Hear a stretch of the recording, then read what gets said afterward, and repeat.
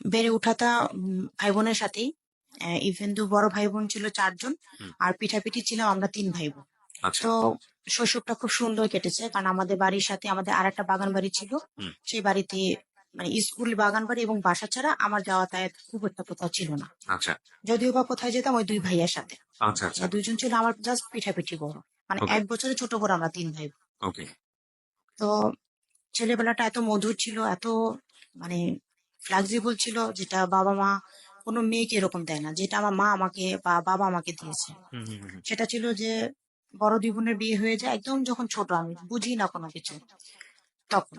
Basically তারপরে আমি যখন বাড়িতে মেয়ে, তখন আমি বাড়ির বড় মেয়ে। আচ্ছা। তো বাবার খুবই ছিল যে আমার এই মেয়ে এই 2 ছেলের সাথে ছেলে হিসেবে বড় হয়। হুম। এবং ভাইদের সাথে এরকম বলা ছিল যে তোমরা যেখানে যাবা ওর সাথে নিয়ে যাবা। আচ্ছা। তো আমার বোন বান্ধবীর বাসায় গেলে পর আমার ভাইয়েরা আমাকে দিয়ে আসতো, আবার নিয়ে আসতো। আচ্ছা। এরকম করে স্কুল লাইফটা পার করার সময়, যখন আমি এসএসসি পরীক্ষা দিই, হুম। তখন ওই যে আমাদের একটা বাগান বাড়ি ছিল। জি। তখন আমার এসএসসি পরীক্ষা চলতেছে, ফার্স্ট পরীক্ষার দিন পরীক্ষা দিয়ে আসতেছি, দেখতেছি বাড়ির সামনে অনেক লোকজন, মানে বাড়িটা উচ্ছেদ করা হলো। আপনাদের বাড়িটা জি, মানে একেবারে বাড়ি বলতে পারেন নিজেদের বাড়ি ছিল? নিজেদের বাড়িটাই ছিল। আচ্ছা। ওইখানে বাগান বাড়িতে ছিল হচ্ছে আপনার 5 কাঠা জমির উপরে বাড়িটা ছিল। এটা কি আপনার বাবার নিজের করা নাকি দাদা থেকে পাওয়া? না, এটা বাবার কেনা। আচ্ছা। কেনা বলতে দখল সূত্রে একজনের কাছ থেকে, স্থানীয় লোকের কাছ থেকে কিনে নিয়েছে। হুম। কিন্তু সেটা তখনও রেজিস্ট্রি করা হয়নি মিরপুরে এটা? মিরপুরে। তো বাড়িটা উচ্ছেদ করা হলো কেন?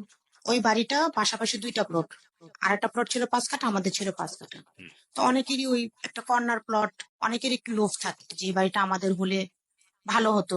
তো কিছু প্রত্যাশারী লোক থাকে এলাকায়, হুম। তাদের ইচ্ছা, তাদের অনিচ্ছা থাকে যে আমার যে জমিটা দরকার এনে হোক। তা আমাদের জমিটা রেজিস্ট্রি করার কথা ছিল নেক্সট মান্থের 13 তারিখ। জি। তো তার আগ মুহূর্তে যখন আমার যখন এসএসসি পরীক্ষা শুরু হয়, 95-এ ফার্স্ট পরীক্ষা দিই, সেদিন বাড়িটা উচ্ছেদ করেন। তখন দাওয়াতে ঠিক ওই মুহূর্তে আমার মা এই ব্যাপারটা সহ্য করতে পারেনি। কারণ হচ্ছে কি, আমাদের গ্রামের বাড়ির মায়ের একটা বাগান ছিল, আমের বাগান। যেহেতু আমরা চাঁপাইনবাবগঞ্জ আমাদের বাড়ি, নানা বাড়ি থেকে পাওয়া সূত্রে আমার মায়ের একটা আমের বাগান ছিল। বাহ। তো সেই আমের বাগানটা আমার মা মামাদের কাছে সেল করছে, মানে কোন বাইরে কোথাও না। আচ্ছা। আচ্ছা। মানে বাবার বাড়ি থেকে টাকা নিয়ে আসছে যে বাহ। আমার এই জমিটা লাগবে। জি। ইভেন আমরা যে বাড়িটায় বাস করি, আমার মায়ের এই বাড়িটার প্রতি অত লোভ ছিল না। হুম সে স্বাচ্ছন্দ্য ফিল করতো না, সে একটু খোলামেলা পরিবেশে থাকতে ফিল করতো। হুম। তো আমার বাবাকে বললো যে আমি টাকা এনে দিচ্ছি, তুমি এই বাড়িটা রেজিস্ট্রি করো, মানে আমাদের ওই বাগান বাড়িটা রেজিস্ট্রি করো। ইভেন ওই বাড়ির মধ্যে আমার বাবা সবজি চাষ করতো। এমন কোনো প্রজাতির ফলের গাছ ছিল না যে আমাদের ওই বাড়িতে ছিল না। এবং সেখানে প্রায় 40টার মতো রুম ছিল, এগুলো ভাড়া দেওয়া থাকতো। 40টার মতো রুম? 40টা রুম ছিল, ছোট ছোট করে টিন দিয়ে রুম করা আচ্ছা, ছিল, টিন শেড। হ্যাঁ। টিন শেডের মতো করে। তারপরে ওই বাড়িটা যখন উচ্ছেদ করা হয়, আমার মা স্ট্রোক করে, হুম। Brain stroke. জি। কিন্তু আসলে ব্যাপারটা বাড়ি উচ্ছেদের কারণে হোক বা অজ্ঞতার কারণে হোক, কেউ তখন বুঝতে পারে না যে আমার মা স্ট্রোক করেছে। হুম। তো মা বেসিক্যালি বিছানায় ডাক্তার ওষুধপত্র খেতে খেতে আমার মার চোখটা অলরেডি নষ্ট হয়ে যায়। তখন আমি এসএসসি পরীক্ষা দিই। আচ্ছা। বাড়িতে মিডিয়ার লোকজন আসে, প্রেসের লোকজন আসে, বাবার বন্ধু বান্ধব আসে। হুম। এক হাতে সবকিছু আমি টেক কেয়ার করতেছি, পরীক্ষাও দিচ্ছি। তা একটা পর্যায়ে আমি এতটা ক্লান্ত যে আমি পরীক্ষা দিতে পারবো না। তো ভাইরাও তখন কেউ বিবাহিত না। বাবা বললো যে তাদের পরীক্ষা ছেড়ে দাও। একটা হুম। সময় চিন্তা করলাম লাইফে একটা বছর পজ দিব, তা পরীক্ষা দিয়ে ফেল করলে করলাম, আর যদি আল্লাহ ভাগ্যে পাশ দিয়ে দেয় তা তো হয়ে গেল। জি। আচ্ছা, কোনো রকম ভাবে পরীক্ষা দিলাম, এই গেস্ট, মিডিয়া, এটা সেটা সবকিছু পাট্টার করে আল্লাহর রহমতে রেজাল্ট আসলো ফার্স্ট ডিভিশন। শেষ পর্যন্ত যখন কুমিল্লায় ডাক্তার দেখাতে নিয়ে গেলাম, তখন ইন্টার ফার্স্ট ইয়ার থেকে সেকেন্ড ইয়ারে উঠলাম। আচ্ছা। তখন আমার ভাইয়া, যে ভাই 2টা পিঠাপিঠি বড় ছিল, সেজু ভাইয়ের চাকরি হয়ে যায়। যখন আমার ইন্টারে উঠি, তখন আমার ভাইয়ের চাকরি হয়ে যায়। আচ্ছা। তখন ভাইয়ার রেফারেন্সে কুমিল্লা ক্যান্টনমেন্টে একজন ডক্টর আছে বলার কারণে আম্মুকে নিয়ে কুমিল্লা যাই ডাক্তার থেকে। আচ্ছা। তখন ওইখান থেকে ডাক্তার ফাইন্ড আউট করে দেয় আপনার মায়ের কি ব্রেন স্ট্রোক হয়েছিল। তখন বললাম যে আমরা জানি না। তখন বললো কতদিন ধরে অসুস্থ, বললাম 95 থেকে। তখন কিন্তু 97 রান করতেছে। হুম। তখন আমরা ওখান থেকে জেনে আসলাম যে মা ব্রেন স্ট্রোক হওয়ার কারণে চোখের উপর প্রেশার পড়েছে, এবং এই চোখটা কখনোই আর ঠিক হবে না হুম। যদি কর্নিয়া সংযোগ না করা হয়। আচ্ছা। কিন্তু আমার বাবা যেহেতু চাকরি নেই, ওই মুহূর্তে কর্নিয়া সংযোগ আমাদের জন্য সম্ভব না, মানে ব্যয়বহুল ছিল। ব্যয়বহুল ছিল এবং করণীয় ইতিমধ্যে পাওয়া। বাড়িটাও ভেঙে ফেলেছে। হ্যাঁ, বাড়িটা তো চলে গেছে। আচ্ছা। তো এবং আপনারা থাকলেন তখন না, কোথায়? আমরা এখন যে বাড়িটাতে আছি, হ্যাঁ। এই বাড়িটাতেই আমরা ছিলাম এবং আছি। এবং ওটা ছিল শুধু বাগান শুধু বাড়ি, ভাড়া দেওয়ার জন্য ভাড়া দেওয়ার ভাড়াটা। জন্য বাগান। আচ্ছা। তো এর মধ্যে আরেকটু কথা বলি, সেটা হচ্ছে যখন ক্লাস 7-এ আমি পড়ি, জি। তখন ওই যে বললাম না যে আমি বাড়ির অটোমেটিকলি আমি এখন বাড়ির বড় মেয়ে, মানে আমার বড় 2 বোন চলে যাওয়ার পর থেকে। তখন যেহেতু বাড়িতে এখন আমি উঠন্ত বয়সে একটা মেয়ে, চারিদিক থেকে বিয়ের প্রপোজাল আসে। জি। আসার পরে আব্বুর একটা ফ্রেন্ড, মানে একসাথেই ওনারা চাকরি করতো এবং চলাফেরা করতো। জি। তো উনি ওই ওই আঙ্কেল চাকরি ছেড়ে দেওয়ার পর উনি ইন্ডিয়াতে বিজনেস শুরু করেন, চাল ডাল। আচ্ছা। তো আব্বুর সাথে খুব ভালো সম্পর্ক তার, এবং ফ্যামিলির সম্পর্ক খুব ভালো। তারাও অনেকগুলো ভাই বোন আমাদের মতো, মানে তারা 13টা ভাই বোন। জি। তাদের মধ্যে তাদের বাড়ির যে বড় ছেলে, তার বড় ছেলের জন্য আব্বুকে আমার জন্য প্রপোজ করে যে আমাকে তাদের বাড়ির বউ বানাতে চায়। মা বাবার আদরে ছিলাম, যেহেতু বড় 2 বোন চলে গেছে শ্বশুর বাড়িতে, সেক্ষেত্রে মা বাবা ভাই বোন একটু আদর করতে বেশি। সব মিলিয়ে আমি একটু মানে বেশি রাগী ছিলাম। তা আম্মু খুব ভয় পাইতো যে এত ক্লোজ লোকের সংসারে মেয়ে যাবে, মেয়ে তো অনেক রাগী, আর ওদের বাড়ি তো খুব কনজারভেটিভ, মানে তারা খুব পর্দা করে, খুবই করে। আর আমি তো খুব উড়াধুরা চলি, তো এই টাইপের একটা মেয়েকে ওরকম একটা কনজারভেটিভ ফ্যামিলিতে দিবে, আম্মুর খুব টেনশন হতো। আচ্ছা। তা আম্মু মোটেও রাজি ছিল না। তারপর যেহেতু বাবার সিদ্ধান্ত, একটা পর্যায়ে কথাবার্তা হলো। তো ওই ভদ্রলোক তো তার বাড়ির বউ হিসাবে আমাকে মেনে নিল ক্লাস হুম। 7 থেকে। হুম। আমিও এতটাই ছোট যে আসলে বাড়ির বউ কি জিনিস তখন এটা ব্রেনে কাজ করতো না। ক্লাস 7 থেকে মেনে নিত মানে হচ্ছে আপনার তারা ভাব, বিয়েটা বিয়েটা হয় নাই, মানে কিন্তু মুখে মানা মুখে শুরু করলো আর কি। মানা শুরু হ্যাঁ। করলো। বৃহস্পতিবার হাফ অফ হাফ উনি স্কুল, আপনার বাবার বন্ধু ছিলেন। আচ্ছা। বন্ধুর ছেলে। বন্ধুর ছেলের সঙ্গে আপনার বিয়েটা হ্যাঁ। মৌখিক ভাবে আর কি কথা হয়েছে, কিন্তু বিয়ে শাদী না, হয়নি তখন। বিয়ে শাদী হয় না, মানে দুই ফ্যামিলি কথাবার্তা মোটামুটি পাকা। হুম। এখন তারা ওই বৃহস্পতিবার করে হুম। তাদের বাড়ির যে 3 নাম্বার ছেলে জি। বিয়ে ঠিক করে রাখলো বড় ছেলের সাথে। হুম। উনি দেশের বাইরে থাকতেন, ইতালিতে সেটেল ছিলেন। আচ্ছা। আমাকে যখন বললো তখন আমার খুব পছন্দ হলো না, কারণ ওনাদের ছেলেটা অনেক ফর্সা হুম। এবং খাটো। তা আমার ফর্সা এবং খাটো ছেলে কোনোটাই পছন্দ না। আচ্ছা। বিশেষ করে ফর্সা ছেলে তো পছন্দই ছিল না। কারণটা কি? কারণটা কি, মানে ছোট ছিলাম তো, এটা একটা ছেলে। লজিক লাগতো না, ভালো লাগতো না, ভালো লাগতো না। হ্যাঁ, ভালো আচ্ছা। লাগতো না যে ফর্সা আবার কোনো ছেলে হয় নাকি, মানে এরকম মনে হতো। ওকে। তো যাই হোক, এখন ওদের বাড়িতে আমাকে নিয়ে যেত, বৃহস্পতিবার এসে নিয়ে যেত, কখনো শুক্রবার বিকেলে দিয়ে যেত, হুম। কখনো বা শনিবার খুব ভোরে আমাকে বাসায় দিয়ে যেত স্কুল করার জন্য। হুম। হুম। হুম। তো বাসায় এসে স্কুল ড্রেস পরে ওই ওই ছেলের বাবা, মানে ওই আঙ্কেল, উনি আমাকে সাথে নিয়ে আসতো। আমি স্কুল ড্রেস পরলে পরে উনি আমাকে স্কুলে পৌঁছায় দিয়ে দেন বাসায় যেত। আচ্ছা। উনি সবসময়, মানে যখনই ওনাদের বাসা না যেতাম, সপ্তাহে 6 দিন, 6 দিনই উনি খুব ভোরে হুম। ফজরের নামাজ পড়ে হাঁটতে হাঁটতে, মানে আমাদের এলাকাটা ছিল মিরপুরের একটা অংশে, আর ওনাদেরটা ছিল আরেকটা অংশে। হুম। ওনাদেরটা ছিল মিরপুর ইব্রাহিমপুর। হুম। ওখান থেকে উনি প্রতিদিন সকালে চা খেতে আসতো আমার হাতে। আচ্ছা। তুমি 1 কাপ চা খাওয়াবো আমায়। তোমার কাজে একটাই। তো প্রতিদিন সে আসতো, কখনো রিক্সায় আসতো, রিক্সা ভাড়া না দিয়ে সে আমার নাম ধরে ধরে চিৎকার পারতে পারতে বাসায় ঢুকতেছে। কে এটা? এটা হচ্ছে ওই ছেলের বাবা, যার সাথে রাইট, বিয়ে হবু ঠিক হয়ে শ্বশুর, রাখতো। মানে হবু শ্বশুর। হ্যাঁ। আচ্ছা, পরে একটা সময় ক্লাস 7, 8, 9, 10, যখন আমি 10-এ উঠলাম, 9-এ উঠলাম, তখন তাদের কথাবার্তা এরকম হলো যে মেয়েও তো বড় হয়ে গেছে, তাদের ছেলেও বাংলাদেশ আসতে চাচ্ছে, দেন আসলে পরে তারা বিয়ের কাজটা সম্পন্ন করে ইটালিতে থাকতো ঠিক। এটাই থাকতো। ইন্ডিয়া থেকে যখন আমি ক্লাস 9 থেকে 10-এ আমি ইয়ার ফাইনাল পরীক্ষা দিয়ে উঠি, হুম। তারা সমস্ত বিয়ের কেনাকাটা, যেটা একটা মেয়েকে বউ সাজানোর যা যা লাগে, হুম। শুধু অল মানে গোল্ডের গহনাটা বাদ, হুম। এভরিথিং একটা লাগেজ ভরে তারা আমাদের বাড়িতে পাঠায় দেয়।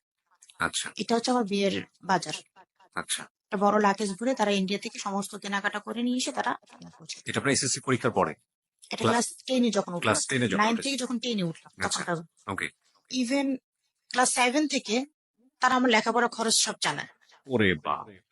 মানে স্কুলে। এটা আগ্রহ করে তারা করেছে। হ্যাঁ, এবং তাদের ইচ্ছা ছিল, তাদের কুমিল্লার একটা স্কুল ছিল, হুম। আহ, মানে এই ভদ্রলোক আঙ্কেলের, মানে ছেলের বাবার। হুম। তখন ওনাকে আমি মানে সবাই এরকম ভাবতো, উনি বলতো যে আমার এই মেয়ে হবে ওই স্কুলের হেড টিচার। ও আচ্ছা আচ্ছা, মানে ওই স্কুলের আপনাকে শিক্ষক বানাবে। হ্যাঁ, আচ্ছা। এটা ছিল ওনাদের একটা টার্গেট, হুম। যে তাদের বাড়ির বড় বউ স্কুলের হেড টিচার হবে। হুম। বা আমার বাবারও খুব স্বপ্ন ছিল যে আমি স্কুলের টিচার হব। আচ্ছা। আমার আগের যে 2 বোন, এক বোন ক্লাস 5 পর্যন্ত পড়ছে, আর একজন ক্লাস 8 পর্যন্ত, হুম। তারপরে বিয়ে হয়ে যায়। আচ্ছা। তো বেসিক্যালি আমি আমার জি। বাবার আমাকে নিয়ে খুব স্বপ্ন যে আমার বাড়ির মেয়েরা অন্তত শিক্ষিত হবে, এই মেয়েটাকে আমি যেভাবে হোক লেখাপড়া কমপ্লিট করাবো। হুম। তা আব্বুর একটা ইচ্ছে ছিল যে এই মেয়ে অন্তত ইন্টার পাস না করানো পর্যন্ত আমাকে বিয়ে দিবেন। আচ্ছা। এটা বাবার ছিল। তো তখন ওনাদের কথা হয়েছে, ঠিক আছে অসুবিধা নেই, তাহলে ওনাদের ছেলেকে তাহলে কি করবে, তাহলে আরো কিছুদিন পরে আসতে বলবে। হুম। তখন ওনারা আবার কথায় আসে, বেসিক্যালি ম্যাট্রিক পরীক্ষা দিই। ম্যাট্রিক পরীক্ষার পরে তো মা অসুস্থ হলো। জি। মা অসুস্থ হওয়ার পরে এখন কলেজে ভর্তি। আসলে কলেজে ভর্তি হওয়ার ঘটনা, এখন ওনাদের বাড়ি মানে যে ফ্যামিলিতে বিয়ে ঠিক ছিল, তাদের খুব ইচ্ছা যে আমি গার্লস কলেজে পড়ি। জি। তারা খুব কনজারভেটিভ হুম। ফ্যামিলি। আর আমি তো ক্লাস 6 থেকে বড় ওড়না পরে স্কুলে যেতাম। এটা তাদের পছন্দ ছিল না। তাদের ইচ্ছা ছিল আমি বোরকা পরে নাক মুখ ঢেকে হুম। কলেজ পড়ি। হুম। কিন্তু আমার বাবার কথা হচ্ছে পর্দা হচ্ছে নিজের কাছে। আর আমি খুব ছোটবেলা থেকে নামাজ পড়ি। আচ্ছা। ক্লাস 5 6 থেকে আমি আল্লাহর রহমতে 5 ওয়াক্ত নামাজ আদায় করি। আব্বুর কথা হচ্ছে বোরকা পরে পর্দা করতে হবে, আমার কোনো কথা নেই। পর্দা হচ্ছে নিজের কাছে। কিন্তু গার্লস কলেজে আব্বুর ইচ্ছা ছিল গার্লস কলেজে পড়ি, কিন্তু আমার কথা হচ্ছে যে না, আমি গার্লস কলেজে পড়বো না। সারা জীবন স্কুল করে আসছি, কোনো ছেলেদের দেখা পাই নাই, দুষ্টুমি করতে পারি নাই, মজা করতে পারি নাই। এখন কম্বাইন কলেজে। হুম। বাবার কথা হচ্ছে লেখাপড়া করার প্রয়োজন নেই। তাই আমি বলছি তাকে লেখাপড়া করবো না, কলেজেই ভর্তি হবো। লেখাপড়া এখানে শেষ, বিয়ে দিবেন দিয়ে দেন। আচ্ছা। এই কথা বলার মানে এটা পরে কি রাগ করে সিদ্ধান্ত নিলেন? হ্যাঁ, তখন ভর্তি প্রায় শেষের দিকে, যেহেতু টাকা পয়সার একটু প্রবলেম ছিল, হুম। ভর্তি করতে পারতেছিল না। আর কম্বাইন্ড কলেজে ভর্তি করতে গেলে একটু বেশি টাকা লাগবে। হুম। আর গার্লস কলেজ যেটা কাছাকাছি ছিল, একটু কম পয়সার ভর্তি করা যেত। হুম। তারপরে আমি একটু সেফ থাকবো। বেসিক্যালি আমাদের 4 বোনের মধ্যে, মানে যেটা কথা হচ্ছে যে আমাদের 4 বোনের মধ্যে আমি একটু সুন্দর বেশি। এটা আচ্ছা। আব্বুর মাথার মধ্যে জিনিসটা আবার অ্যাটাক, ওকে। যে কলেজে গেলে এই ছেলের সাথে প্রেম করবে, ওই ছেলে অফার দিবে, এই করবে সে করবে, একটা সময় মন ঘুরে যাবে। হুম। এগুলো ছিল আব্বুর টেন্ডেন্সি। এবং আব্বুর একটা কথা ছিল যে ছেলেদের কখনো মেয়ে ফ্রেন্ড হয় না, সেটা সম্পর্কে পরিণত হয়, ভালোবাসার সম্পর্কে চলে যায়। আর মেয়েদের কখনো ছেলে ফ্রেন্ড হয় না। ফ্রেন্ড যদি হয়, মেয়েদের মেয়ে ফ্রেন্ড হবে, ছেলেদের ছেলে ফ্রেন্ড হবে। খুবই কমন কিছু কথা। হ্যাঁ। এবং এই কথাগুলো আহ, আপনার বাবার না, বাংলাদেশের আমাদের যে সমাজ ব্যবস্থা সেখানে অনেক মানুষেরই এই কথা। তো বাবা তো ওই কথা বললো, এই কারণে বাবা কলেজে ভর্তি করতে চাইলেন না। রাগ হয়ে বললাম। তখন প্রায় কলেজে ভর্তির সময়টা শেষের দিকে, আনরিকোয়েস্টেড যে ভর্তিগুলো করে সেগুলো চলছে। তো এই কথা বলার পর বাবা খুব রাগ হয়। ওই ফার্স্ট বাবা আমাকে মারল, এক চড় দিল। চড়ের কারণে আমার পুরো মানে এই সাইডে চোখ টোক পুরো ফুলে একদম পুরো লাল হয়ে গেল। হুম। হুম। বেসিক্যালি কান্নাকাটি। আমি ভর্তি হতে চাইনি, এর জন্য মারছে, এটা সেটা অনেক কান্নাকাটি। আর ভাইয়াদের একটা রুম ছিল, ওই রুমের মধ্যে 2 ভাইয়া থাকতো। হুম। জি। এবং আমাদের মানে 24 ঘন্টার মধ্যে 18 ঘন্টা ভাইয়াদের সাথে আমার সময় কাটে, শুধু আচ্ছা। ঘুমের সময়টুকু বাদে। আচ্ছা। ওইখানে পড়ালেখা, ওইখানে খাওয়া দাওয়া সবকিছুই আমাদের ওইখানে ওই রুমটা। রুমটা অনেক বড় ছিল, 2 পাশে 2টা খাট বিছানো, হুম। মিডিলে হচ্ছে পড়ার টেবিল, জি। ডাইনিং টেবিলের মতো বড় পড়ার টেবিল। জি। তো আমরা ওইখানে বসে খাওয়া দাওয়া করতাম। মারলো আব্বু আমাকে ওই রুমের মধ্যে বসে, ওখানে মায়ের, ওখানে শেষ। আব্বু তো মারটার দিয়ে বকা টকা দিয়ে দিয়ে চলে গেল। আমি তো রুমে দরজা লাগিয়ে দিই। 4 দিন আমার রুমে দরজা বন্ধ। 4 দিন বন্ধ, 4 দিন খাওয়া দাওয়া নেই, কথাবার্তা নেই, রুমের দরজা জানালা সব আটকানো। ও মাই। 4 দিন কেউ ট্রাই করেনি আপনাকে হ্যাঁ, এ করে? 4 দিনে আব্বু তো সন্ধ্যায় আসলো, কি খবর, মেয়ে খবর কি? তো বলছে রুমের দরজা আটকানো, জানালা, তুমি কিছু করছে কিনা জিজ্ঞেস করলো। ভেতর থেকে কথা বলতেছে ভাইয়াদের সাথে, খুলবো না দরজা। ভাইয়ারা বলতেছে যে খোল, আমাদের সাথে কথা বল, কি হয়েছে দেখি। হুম। না, কিছু হয়নি। তো আমি বলছি যে আমি তো মরে গেলে ভালো হতো। তো যাই হোক, আব্বু মন খারাপ করলো, তা আব্বু সেদিন কিছু বলে নাই। আমাদের বাসার যে বুয়া, আম্মু সহসা, ওই যে বললাম না বিছানা থেকে উঠতে পারে না, হুম। চোখে দেখতেছে না এখন, অসুস্থ। তারপর আম্মু একটু পর পর আসতেছে, দরজাটা খোল, আমি এরকম অসুস্থ, তুমি এরকম করলে কিভাবে হবে। মানে আম্মু, মানে মায়েদের যে করোনার কথাগুলো হুম। সেগুলো বলতো। কিন্তু আমার এতটাই রাগ যে কোনো আবেগ, কোনো অনুভূতি আমাকে কাজ ছুঁইতেছে না এখন। হুম। পরে বুয়া বলতেছে চোখে, বু চোখে লাগছে। আমাদের বুয়াটা অনেক ভালো ছিল, একদম ছোটবেলা থেকে বুয়াটা কাজ করতো আমাদের বাসায়। তো বলতেছে বউ চোখের মধ্যে একটু ভাব দাও। হুম। তো আমি বলছি ঠিক আছে দাও, ভাব দাও। তো গরম ভাতের সাথে লবণ মিশাই, যেটা গ্রামের চিকিৎসা বলে, হুম। ওটা দিয়ে কাপড় দিয়ে পেঁচায় আমাকে জানালার ভিতর দিয়ে দিত। তো উনি আমার চেহারাটা দেখছে যে এরকম ফুলে এরকম লাল হয়ে গেছে। হুম। হুম। হুম। তো আম্মুরে বলছে, আব্বুরে বলছে, আব্বু তো কিছুই বলে না। দেখতেছে অলরেডি 1.5 দিন পার, মানে আজকের দিন কালকের দিন 2 দিন পার। এখন আব্বু বলতেছে ঠিক আছে, ও কি করতে চায় ওরা জিজ্ঞেস করো। তাই জিজ্ঞেস করো করতে করতে ভাইয়ারা রিকোয়েস্ট করলো আব্বুকে যে তাহলে একটা কাজ করেন, ও যেহেতু কমেন্ট করে যে ভর্তি হতে চাচ্ছে, তো ছোট ভাইয়া পড়তো বাংলা কলেজে, জি। আর সেজু ভাইয়া পড়তো মিরপুর বিশ্ববিদ্যালয়ে, হুম। মিরপুর 2 নম্বর কলেজে। তো দুই দুই ভাইয়া দুই কলেজে আছে। তা ঘুরে বললো যে ঠিক আছে, হয় ওর কলেজে দেন না আমার কলেজে দেন, আমরা তো আছি, হুম। 1 বছর তো আমরা থাকবোই। জি। এটা হচ্ছে তৃতীয় দিনের ঘটনা। আচ্ছা। তৃতীয় দিনের ঘটনা, আব্বু তারপর ডিসিশন নেওয়ার জন্য আরো একদিন ভাবলো হুম। যে না খায় না খেয়ে মরে যাব, কেউ আর রিকোয়েস্ট করতে যাবা না, ওরা কেউ ডাকতে যাবা না, তবুও আমি দিব না। আমি কমেন্ট কলেজে ভর্তি করবো। আচ্ছা।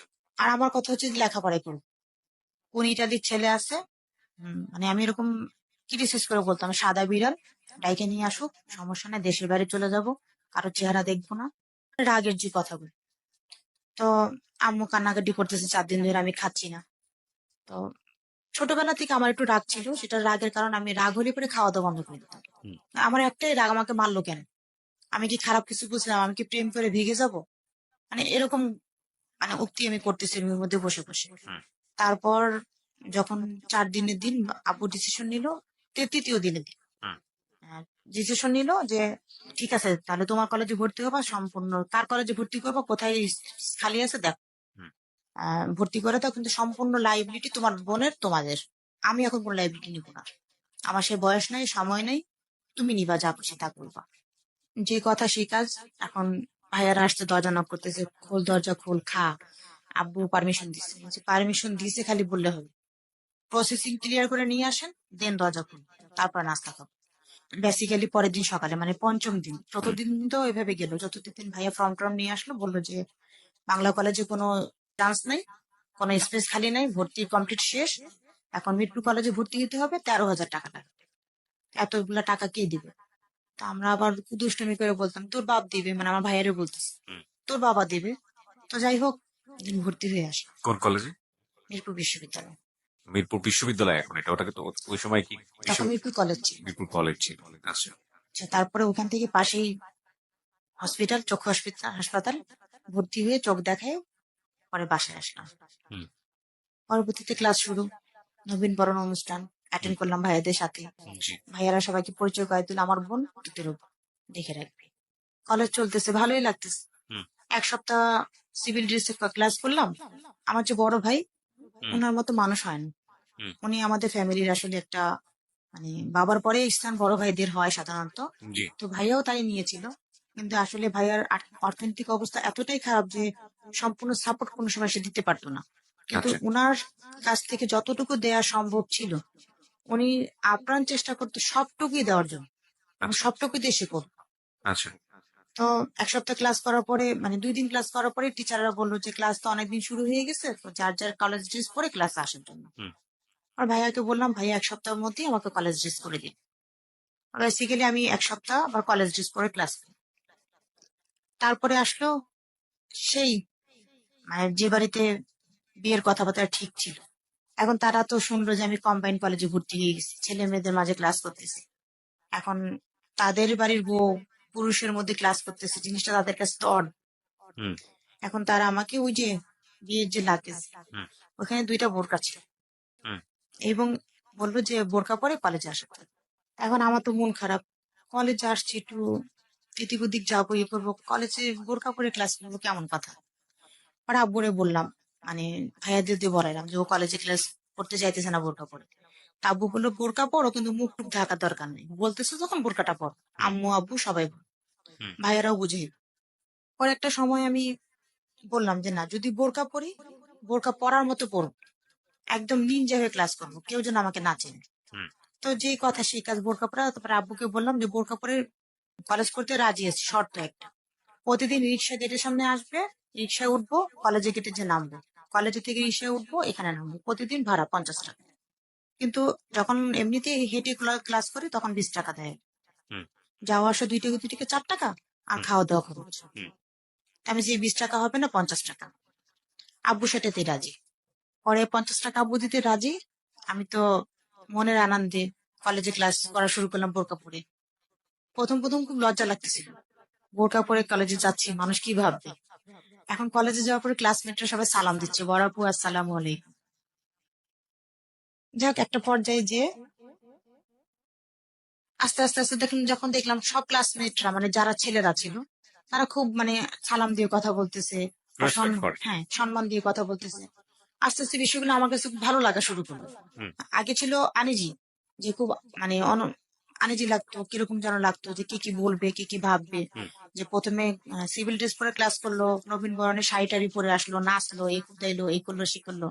আর এখন সে বোরকা পরে হুজুর হয়ে গেছে। ভাবছিলাম যে এই ধরনের কমেন্টস করবো কলেজ থেকে, কিন্তু সেটা না করে তার রিয়াকশনটা সম্পূর্ণ আলাদা। মানে অন্যরকম অনুভূতি তৈরি হলো আমার মনের মধ্যে। তখন ক্লাস করতে করতে শেষ এক বছর শেষ করে সেকেন্ড ইয়ারে উঠলাম। উঠার পরে এর মধ্যে কিন্তু আম্মুকে নিয়ে কিন্তু হাসপাতালে দৌড়াচ্ছি। মাঝে মাঝে কলেজ বন্ধ, ক্লাস বন্ধ। আর ভাইয়াদের সাথে তো খুনসুটি আছে। দেখে গেছি যে কলেজ থেকে কোথাও বেড়াতে যাব, ভাইয়াদের বলতেছি যে ফ্রেন্ডরা সবাই বুড়িগঙ্গায় যাবো, আমিও যাবো। তো বলতেছি বুড়িগঙ্গা যাবে, আব্বু কিছু বললাম, তো আপনারা ম্যানেজ করুন।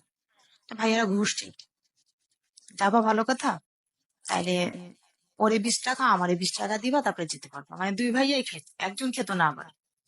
তো আমি বলছি ঠিক আছে, ঘুরে আসি তারপরে দিই। আমি বলছি, না, আগেরটা দিয়ে যাও।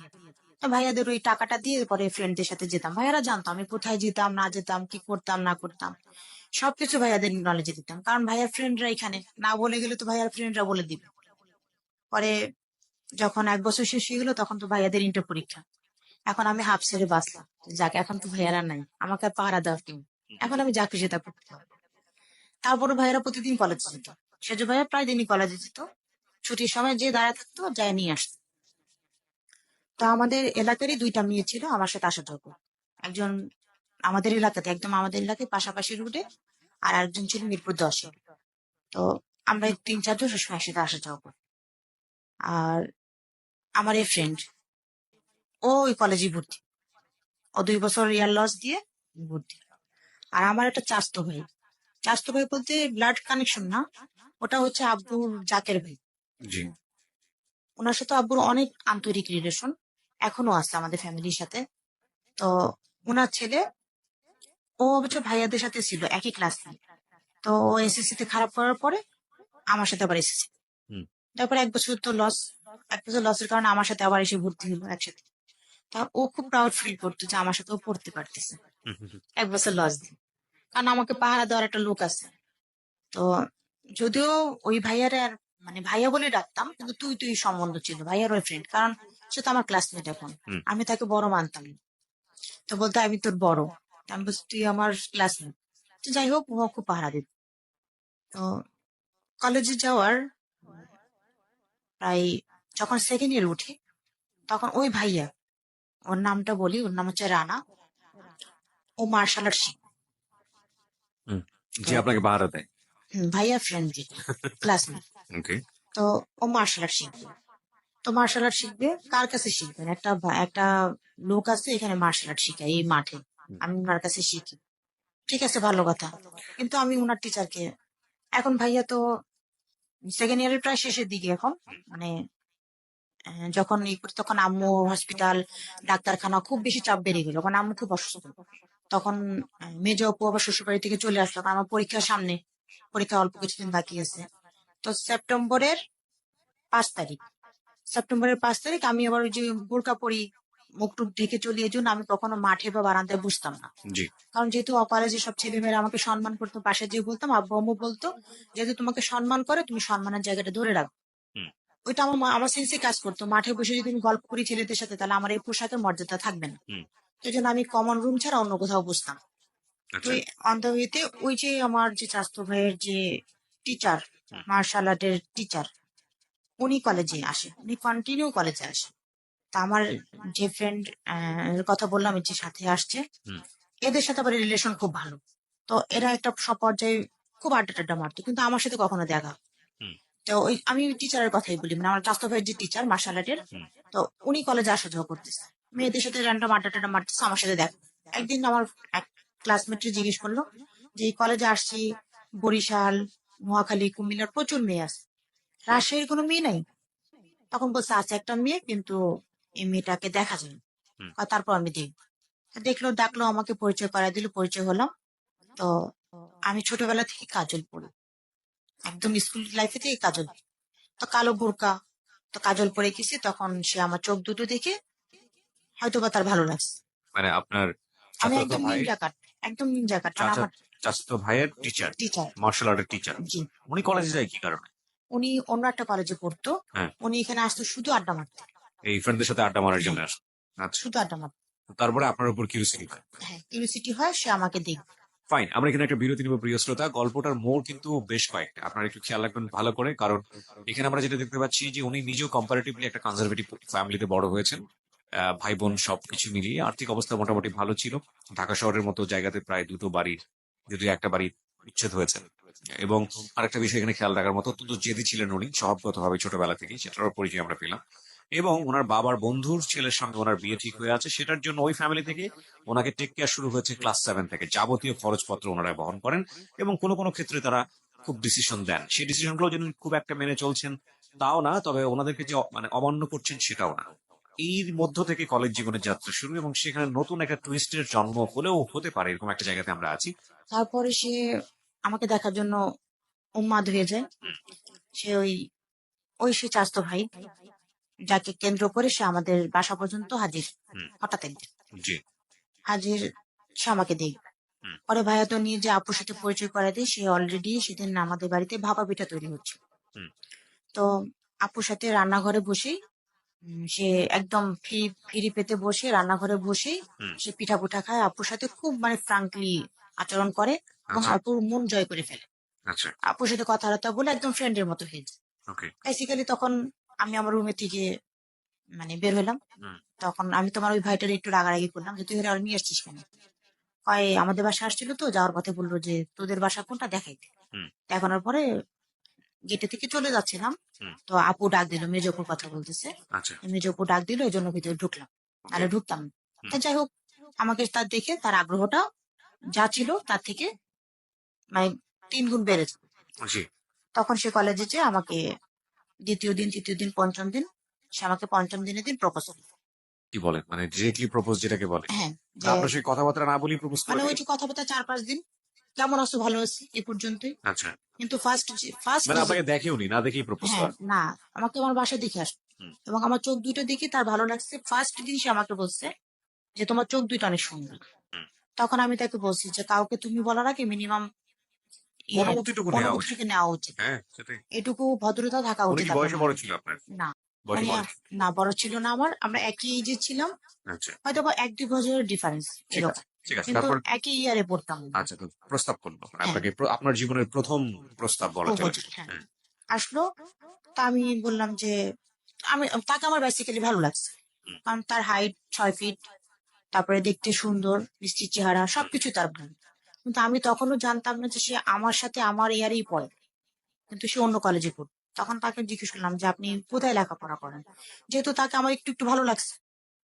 আমার যে অন্য কোথাও বিয়ে ঠিক আছে, তখন কিন্তু আমার মাথার মধ্যে জিনিসটা কাজ করে না তাকে দেখার পরে বা তাকে সে প্রপোজ করার পরে। হুম, তখন আমি তাকে জিজ্ঞেস করলাম আপনি কোথায় লেখাপড়া করতেছেন। তখন সে আমাকে বললো আমি জগন্নাথে পড়তেছি। হুম, কি কোন ইয়ারে আছেন, বললো যে আমি মাস্টার্সে ফাইনাল ইয়ারে। আচ্ছা, আমি বলছি যে জগন্নাথের কার্ড দেখান তাহলে। জগন্নাথের আমি যতটুকু জানি সব প্রত্যেকটা ইউনিভার্সিটির একটা কার্ড থাকে। হুম, তখন সে পুরানো একটা কার্ড পকেট থেকে আমাকে বের করে দেখায়। তাকে যে অবিশ্বাস করবো সেটা কোনো ওয়ে ছিল না। তো তাদেরও ঢাকা শহরে বাড়ি আছে, মিরপুর পল্লবীতে 2টা বাড়ি আছে। তার বাবা লয়ার, তারা 2 ভাই 1 বোন, হুম, ফ্যামিলি ছোট। তারপরে সে যেহেতু মাস্টার্স কমপ্লিট করতেছে, কোনো অংশে তো কম না, হুম, কোনো দিক থেকে কম না। তো এই জিনিসটা আমার মনে একটা সাহস ছিল কেন, কারণ আমার মার ওই যে ফ্যামিলিতে বিয়ে ঠিক ছিল, আমার মা সেটা পছন্দ ছিল না। আমি আচ্ছা, আমি আমার মাকে বা আমার বোনকে বললে পরে আমি কনভিন্স করতে পারবো, আমি এটুকু জানতাম। হুম, তা ওই জন্য আমি তার ডিটেলসটা নেই। 5 মাস তার সাথে ওরকম প্রেমেরও রিলেশন না, কিন্তু তাকে আমার মনে মনে ভালো লাগতো। হুম, তো 5 মাস তার সাথে ওই যে আসতো, কলেজে আসতো, আড্ডা দিত, গল্প গুজব করতো, আমরা একসাথে রেস্টুরেন্টে যে চা সিঙ্গারা টিঙ্গারা খেতাম, সমোসা খেতাম, হুম, এ পর্যন্ত। কিন্তু ভিতরে ভিতরে সে আমার ডিটেলস আমার ওই ভাইয়াটার কাছ থেকে সম্পূর্ণ নিয়ে নিছে। হুম, হুম, হুম, যে ভাইয়া আপনি তো ওর পিছনে ঘুরতেছেন, এরকম এরকম ঘটনা, ও কিন্তু ইন্টার পরীক্ষা যেদিন হবে সেদিনই কিন্তু তার বিয়ের ডেট। আর এরকম একটা কথা ফাইনাল হয়ে গেছে অলরেডি বাসায়, হুম, যে তাদের ছেলে অলরেডি, আমার পরীক্ষার 3-4 মাস বাকি আছে, পরীক্ষার শেষ শেষ পর্যায়ে আসবে, কেনাকাটা তো সবকিছু কমপ্লিট, শুধু ডেট পড়বে, কার্ড টার্ড ছাপাবে, আনুষ্ঠানিকতা শেষ, তারা বউ উঠে নিয়ে চলে যাবে। হুম, তো এটা তার ব্রেনে কাজ করছে। জি, কাজ করার পরে এখন জাস্ট শেষের দিকে, কলেজের শেষের দিকে যখন, তখন আমাদের আরো সব ফ্রেন্ডরা মিলে একটা প্রোগ্রাম করি যে আমরা শাহবাগ স্মৃতিসৌধ যাবো বেড়াতে। হুম হুম, আমাদের একটা ফ্রেন্ডের গ্রুপ ছিল 10-12 জনের। তো তার মধ্যে উনিও ছিল, উনি আমাদের সাথে যাবে। তো উনি যেদিন ওই দিন আমাদের কোচিং হবে, কোচিং এর পরে আমরা রওনা করবো। হুম, 10টা রওনা করবো, 8টা থেকে কোচিং 10টা পর্যন্ত। তারপরে 10টার সময় আমরা রওনা করবো। তো কলেজে যে দেখি কোচিং হবে না, স্যার নেই, কোচিং হবে না, কিন্তু সে আমার জন্য ওয়েট করতেছে। আচ্ছা এবং তার একটা বুদ্ধি যে যেহেতু যাওয়া হবে না, তাহলে আজকে একটা বড় সুযোগ ওরে নিয়ে আমার কাছে নিয়ে আর, এটা ছিল তার প্ল্যান। পরীক্ষা 3 মাস বাকি কিন্তু তখন। Intermediate final. হ্যাঁ, ইন্টারমিডিয়েট ফাইনাল, তখন 3 মাস বাকি। হুম আর যেদিন আমাদের বেড়াতে যাওয়ার কথা, সেদিন আম্মুকে নিয়ে ডাক্তারের কাছে যাওয়ার কথা আমার। আমার কোচিং আছে আর আমি বেড়াতে যাবো, ওই জন্য মেয়ে জবকে বলছে আপনি নিয়ে যান, আমি চলে আসবো তাড়াতাড়ি। এই বলে আমি খুব সকালে বাসা থেকে বেরোই, না নাস্তা না খেয়ে। তো সেটা ছিল রোজার ঈদের 9তম দিন। জি 97-এর রোজার ঈদের 9তম দিন। 8 দিনের দিন কলেজ খুলে, 9 দিনের দিন আমরা বেড়াতে যাবো। আচ্ছা তো ও আমাকে কলেজ থেকে নিয়ে যায়, বলেছে যে তোমরা সবাই তো যাবে, আমাদের এলাকা থেকে গাড়ি ঠিক করা হয়েছে, আমরা বেরিবাদ দিয়ে উঠে চলে যাবো, দিক দিয়ে কাছাকাছি হবে। তো সবাই ওখানে ওয়েট করতেছে, শুধু তুমি নাই। তো তোমারে বলছো তোমার এখান থেকে নিয়ে যেতে।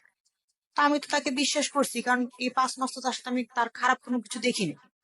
কিন্তু ওর যে ফ্রেন্ডরা, ওর এলাকার যে ছেলেরা, সবাই আমাকে নক করতো আচ্ছা যে ওর সাথে মিশিস না, ও ভালো না, কিন্তু আমি তার কোনো খারাপ কিছু দেখিনি।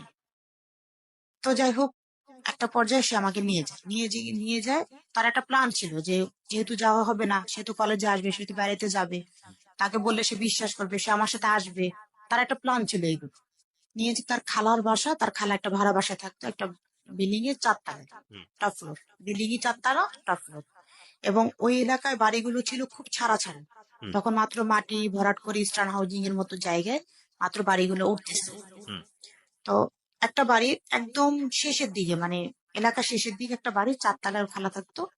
তা আমাকে সেখানে নিয়ে উঠলো, আমাকে বললো তুমি এখানে বসো, আমি ওদের খবর দিই, ওরা আচ্ছা কোথায় আছে খবর দিয়ে নিয়ে আসি। ওকে তো আমি ওখানে বসা, একা বাসায় আমি, আর কেউ নেই। সে আমাকে বাইরে দিয়ে তালা দিয়ে থুয়ে গেল। কারণ বারান্দা দিয়ে আমি নিচে তাকে বলতেছি তালা দিছেন কেন? তো বলতেছে যে তালাটা দিছি তোমার জন্য কোনো সমস্যা না হয়ে যায়। হুম অলরেডি সে কিন্তু চলে গেল। তখন বাজে 11টা, যখন সে চলে যায়। তো 11টার সময় যখন সে চলে যায়, প্রায় 1 থেকে 1.5 ঘন্টা হয়ে যায় সে আসে না। তখন তার ফোনের যুগ নাই জি যে ফোনে যোগাযোগ করবো। আমি ওই বারান্দায় দাঁড়াতে ওয়েট করতেছি যে আসতেছে না কেন, আসতেছে না কেন। না, 12টা এখানে বেজে যায়, কখন সাভার যাব, কখন বেড়াবো, কখন আসবো, ওদিকে মা অসুস্থ, সব টেনশন একসাথে কাজ করতেছে। পরে আমি বাসা থেকে বেড়াতে যাবোর জন্য, বাসা থেকে মানে ঈদের যে ড্রেসটা, সেটাই পরে আমি বের হয়েছি। হুম আর বেড়াতে যাবো এর জন্য টাকা পয়সা যতটুকু ছিল আমার কাছে সবগুলো আমি সাথে রাখছি। হুম এখন সে দেখতেছি প্রায় 1-1.5 ঘন্টা পরে রিক্সায় করে, টুপি মাথায় দেওয়া, পাঞ্জাবি পরা, খাটো একটা লোক তাকে সাথে করে নিয়ে আসতেছে। পাঞ্জাবি পরা, টুপি পরা, হালকা পাতলা দাড়ি একটা লোককে সে নিয়ে সাথে করে আসতেছে নিয়ে আসতেছে নিয়ে আর আসতেছে। আপনাকে বাসায় তালাবদ্ধ করে আমি রাখছে। তালা দেওয়া বারান্দায় দাঁড়ানো, আচ্ছা বারান্দা থেকে দেখতেছি। হুম দেখার পরে আমার মনের মধ্যে একটু ভয় কাজ করছে। তখন উনি তো এসে তালা খুললে অবশ্যই গেট খুলবে, রুমের মধ্যে ঢুকবে।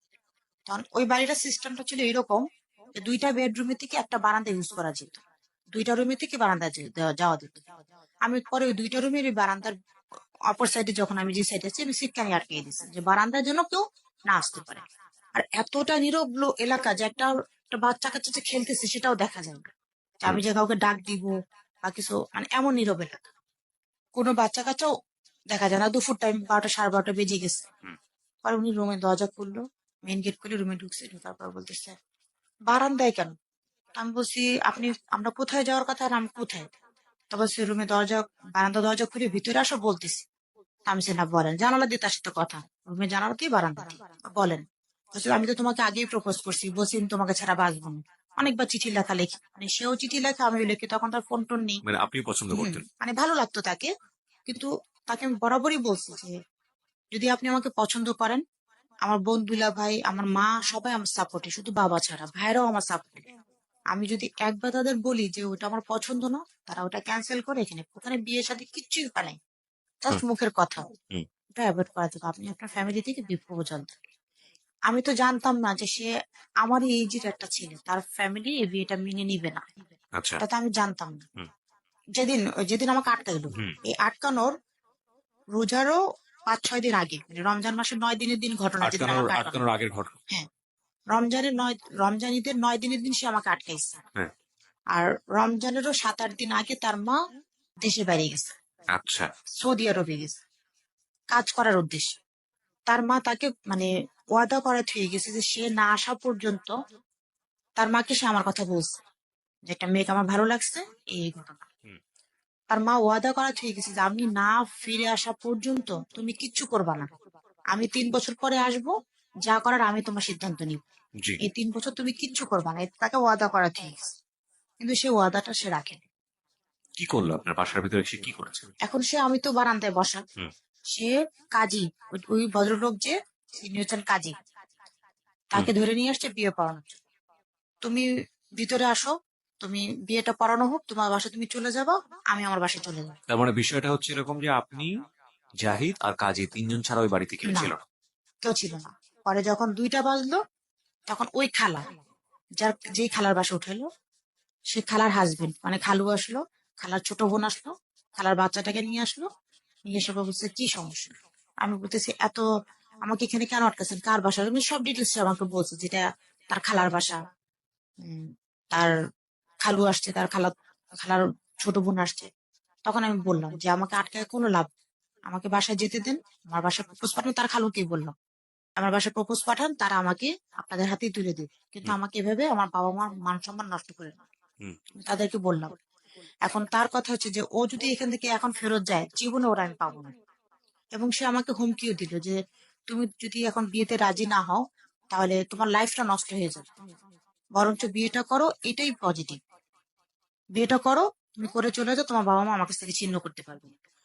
তাই আমি বলছি হ্যাঁ, আপনাকে আমি ভালোবাসি, আপনাকে আমি পছন্দ করি, সবকিছু ঠিক আছে, কিন্তু বাবার মার মুখ থেকে চুনকালির পড়ার কথা আছে, সেটা তো সমস্যা আছে, ভাইয়েরা এরকম অবস্থা। পরে বলতেছে যে আচ্ছা ঠিক আছে, তুমি বিয়েটা করো আগে, সর্বসাকুল্যে সে বিয়েটা করবে। এরকম করে করে সন্ধ্যা 7টা, তার খালু খালাতো বোন সবাই ঘরে বসা।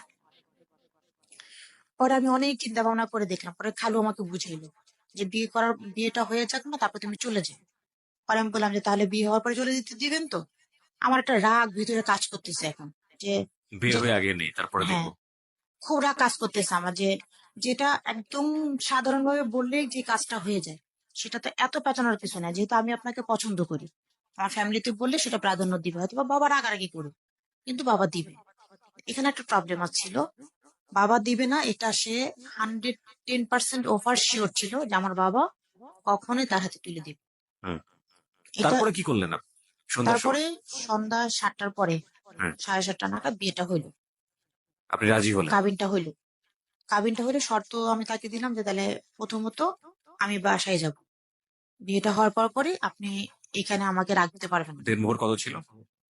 50,000 টাকা। কত সালের ঘটনা? 97। 97। তারপর পরে শর্ত দিলেন যে বাসায় রাখতে পারবেন না। হ্যাঁ, এখানে আর? রাখতে পারবে না এবং আমাকে বাসায় পৌঁছে দিয়ে আসবে। হুম। তো বিয়েটা হওয়ার পরে কাজে চলে গেল, কাজে কিন্তু সেই 12:30 থেকে 7টা পর্যন্ত বসে, আচ্ছা। এবং কাজী তাকে বাঘের মতো ভয় পায়। শুধু কাজী না, ওই এলাকার অধিকাংশ লোকই তাকে ভয় পায়। এটা তো আপনি তখন জানেন না, পরে গিয়ে জেনেছেন। পরে জানলাম। হ্যাঁ, তো তারপরে কি করলেন? পরে কাজী নেমে চলে গেল। ও হুম। শোনেন, কাজীকে সে টাকা দিবে, বিয়ে পড়ালে তো একটা টাকা দিতে হয় নাকি, হুম। সে টাকা তার কাছে নেয়। তখন সে আমাকে বললো যে তোমার কাছে টাকা থাকলে পরে তুমি 700 টাকা দাও। কারণ সে তো জানে যে আজকে আমি বেড়াইতে যাবো, টাকা পয়সা অবশ্যই সাথে আছে। হুম। পরে আমি আমার বই থেকে 700 টাকা বের করে দিলাম, কাজীকে সে বিদায় করার পরে আমি বললাম যে আমি বাসায় যাই। তো বাসায় যাওয়ার আগে, বাসায় তুই যাবা, সারাদিন তুমি নাই, তার একটা কাজ করো, আগে বাসায় ফোন দাও, বাসায় টিএনটি ফোন, বাসায় ফোন দাও, ফোন দিয়ে বলো যে তুমি এখানে আসো। বেটার হয় তোমার যদি ভাইয়ারা নিয়ে যায়, এটা ভালো হয়। এটা হচ্ছে তার একটা চালাকি। আমি তো অনেক বোকা, বুঝি নাই। আমার তো ভিতরে শুধু রাগটা কাজ করতেছে যে আমি এখান থেকে একটা কাগজ এটা ছিঁড়ে ফেলাই দিলে সম্পর্ক শেষ, তোর সাথে আমার আর কোনোদিন সম্পর্ক থাকবে না। আমার বাবা মা যেখানে ঠিক করছে ওইটাই রাইট, এটা কোনো রাইট রাস্তা না, মানে এটা আমার মনের মধ্যে অলরেডি কাজ করা শুরু হয়ে গেছে। পরে আমি সেটা চিন্তা করলাম, ওর কথাটা বিশ্বাস করলাম। আর বাসায় ফোন দিলাম, ফোন দেওয়ার পরে ফোন ধরলো মেজো আপু, ঠিকানা দিলাম যে আমি অমুক জায়গায় এভাবে এভাবে আসি। মেজো আপু, মেজো দুলাভাই, ছোট ভাইয়া, তারপরে আমার এক চাচা, 5-6 জন আসলো আমাকে নেওয়ার জন্য। আমার আমি তো তাদের দেখে সারাদিন আমি আটকানো, পানিটাও পর্যন্ত খাই নাই, আমার উপর দিয়ে একটা ভীষণ চাপ দিতেছে। আমি তাদের দেখে আমার মানে বাকরুদ্ধ হয়ে গেছে, আমি কোনো কথা বলতে পারতেছি না। ওই ছেলে কি তখনও সেখানে? হ্যাঁ, ওখানে স্ত্রী না সে। যেহেতু আমি সারাদিন নাই, সকাল থেকে ভাইয়ারা খোঁজাখুঁজি, কলেজে মানে গেছে, বন্ধু বান্ধবের বাসায় গেছে, কোথায় গেছে, আমি যে মানুষ আমি 2টার মধ্যে বাসায় যাই, কলেজ কোচিং সবকিছু শেষ টেস করে 2টার মধ্যে বাসায় যাই। হুম, সেই মানুষ আমি রাত্র 8টা 9টা বেজে গেছে, আমি এখনো বাসায় ফিরি নাই। ভাইয়াদের তো মাথা নষ্ট হওয়ার মতো ব্যাপার। আর যেহেতু ফার্স্টেই তো বলেছি যে আমার ভাইয়া যখন আমাকে কলেজে ভর্তি করলো লাইবিলিটি নিয়ে, হুম, আব্বু তো বলেই দিছে যে আমার যাই হোক, আমার এই 2 ভাই আমার সাফারার করবে আমার এই বিষয়গুলো। হুম, তো ভাইয়াদের মাথার মধ্যে তো একটা টেনশন থাকবেই। জি, আর ঠিক সেই মুহূর্তে আহ, বলেছিলাম মনে হয় সেজু ভাইয়া চাকরি জব হয়ে গেছিল। হুম, এবং সেটা হয়েছিল হচ্ছে গিয়ে সেনাবাহিনীতে। আচ্ছা, ঠিক আছে। তো ভাইয়া তখন 2 বছরের পর প্রায় চাকরির 2 বছর। হুম, তো 2 বছর ওরা প্রতি বছরে 2 মাস করে ছুটি পায়, সেনাবাহিনীতে যারা জব করে। হুম, তো তখনই ভাইয়া ছুটিতে আসছে। আচ্ছা, তো আমি নাই শুনে ভাইয়ারা তো কলেজে গেছে, ফ্রেন্ডদের জিজ্ঞেস করছে, তো আমাদের মধ্যে আমাদের একটা গ্রুপ ছিল, 12-13 জনের। ওই গ্রুপের মধ্যে একটা ফ্রেন্ড ছিল একটু তেরা টাইপ, মানে ও কখনো সোজা কথা বলতে পারতো না। হুম, সোজা কথা জিজ্ঞেস কিরে কেমন আছিস, দেখতেই তো পাচ্ছিস ভালো আছে, মানে হুম, এই টাইপের অ্যান্সার দিত। হুম, তো যখন ভাইয়া ওরা যে জিজ্ঞেস করছে যে আমার কথা, যে আমার বোন কোথায় বা ও কোথায়, হুম, তখন জিজ্ঞেস করছে দেখেন কি আপনার বোন কোথায় গেছে। হুম, আর তখন তো ভাইয়াদের মন মেজাজ অনেক খারাপ। ভাইয়ারা তিন ভাইয়া 3 ফ্রেন্ড, 2 ভাইয়া 5 জনে মিলে তো আমার ফ্রেন্ডকে ইচ্ছা মতো ক্লাসমেট রাম ধরে দিল, মাঠের মধ্যে ফেলে। আচ্ছা, আর ক্লাসমেট যে ছিল ওর সাথে তখন ও উত্তর দিল যে এরকম এরকম ঘটনা, তো যেহেতু উঠা বসা করে, হুম, আর যতটুকু শুনছি ওদের মধ্যে একটা রিলেশন বিল্ড আপ হয়েছে, হুম, মেবি ওখানে থাকতে পারে, তো ওদের ঠিকানা দাও। ওদের ঠিকানা দিল, ঠিকানা অনুযায়ী ভাইয়ারা খুঁজে আসছে দিনের বেলা, আমাকে তো যায় পায় না। তো যখন সন্ধ্যার সময় বাবা শুনলো যে আমাদের বিয়ে হয়ে গেছে হুম, এবং বাবা ডিফেন্স জব করতো, 2 ভাই ডিফেন্সে আছে, এগুলা শুনে মানে বাবা অনেক ভয় পেয়েছে। আচ্ছা, ভয় পেয়ে বাসা থেকে পালায় চলে গেছে, আচ্ছা, মানে বাসায় নেই সে। উনি ছিলেন লয়ার। হুম, বুঝতে পেরেছি আর কি, ঘটনা অন্যদিকে হ্যাঁ, মন নেবে, হ্যাঁ, তখন উনি চলে গেছে। তারপরে কিন্তু যখন আমাকে নিতে আসলো ওই রাতেই আমার দুলাভাই, তখন আমি আমার দুলাভাইরে বললাম যে দুলাভাই জিজ্ঞেস করতাম কি করবা, তাই আমি বলছি বলেন এখন আমি তো চলে যাবো। তখন দুলাভাই আমাকে বললো আলাদা ডেকে নিয়ে যে যা হয়েছে দেখলো যে মানে আমার যার সাথে বিয়ে হয়ে গেলো, মানে বিয়ে হয়ে গেল 7টার সময়। হুম, আর বোন দুলাভাই আসলো রাতে তখন 9:30 প্লাস 10টা এটা তো প্রায়। একেবারেই চিন্তা না, চিন্তা কি না, একেবারেই চিন্তা না। চিনতো। ওই যে মেজো আপু, সে যে ফার্স্ট দিন পিঠা খাওয়াইছে, হুম, বলছে যে তুমি তুমি এরকম একটা কাজ করবা, তুমি যদি আগে আমাকে বলতে আমি এগুলো সব স্বাভাবিকভাবে করতাম। হুম, তখন সে বললো যে আপু আসলে আমি ভয় পাইছিলাম যদি আমি ওকে হারাই ফেলি, কনভিন্স যেভাবে করতে হয় হুম, এভাবে ইচ্ছা মতো দুলাভাইকে আর আপুকে কনভিন্স করতো। তার আপু দুলাভাই একদম মানে দুলাভাইয়ের মনটা তো একদম মাটির মতো নরম, হুম, মানে দুলাভাই তো কনভিন্স পুরোপুরি হয়ে গেছে। হুম, হুম, এখন দুলাভাই আমাকে অন্য রুমে নিয়ে যে বুঝাইতেছে যে দেখো তুমি সারাদিন বাসায় নেই, এলাকার মধ্যে একটা রা রা পড়ে গেছে, হুম, এখন তুমি যদি এভাবে ফেরত যাও, একা ফেরত যাও, আর তোমার আহ, বাবা হচ্ছে লয়ার, তোমার হুম, যদি ডিভোর্স করায় দেয় তাহলে কিন্তু তোমার মান সম্মান থাকবে না। হুম, তোমার ওই বাড়িতে যতই আমরা বিয়ে দিই না কেন, হুম, তখন কিন্তু তোমার এই সম্মানটা তুমি ফেরত পাবা না। মানে দুলাভাই আমাকে আরো বুঝাইলো, ওকে, যেখান থেকে আমাকে নিয়ে যাবে সেখান থেকে আমার দুলাভাই আমাকে বুঝাইলো, আচ্ছা, আপুও বুঝাই। কিন্তু ভাইয়া আর চাচারা যে আসছে, তারা ডিটারমেন্ট আমাকে নিয়ে যাবে, আমিও ডিটারমেন্ট, আমিও তাদের সাথে চলে যাবো। হুম, পরে একটা পর্যায়ে যে মানে মুরব্বীদেরও বুঝাইলো, মুরব্বীরাও বললো যে ঠিক আছে থাক, তাহলে আমরা এটা আনুষ্ঠানিকার মধ্যে নিয়ে যাবো। হুম, তো এর মধ্যে পরিচয় হলো যে মানে বাবা মানে আমার শ্বশুর, হুম, উনিও চাকরি পাটি করতো, আমার শ্বশুরও করতো বাবাও করে।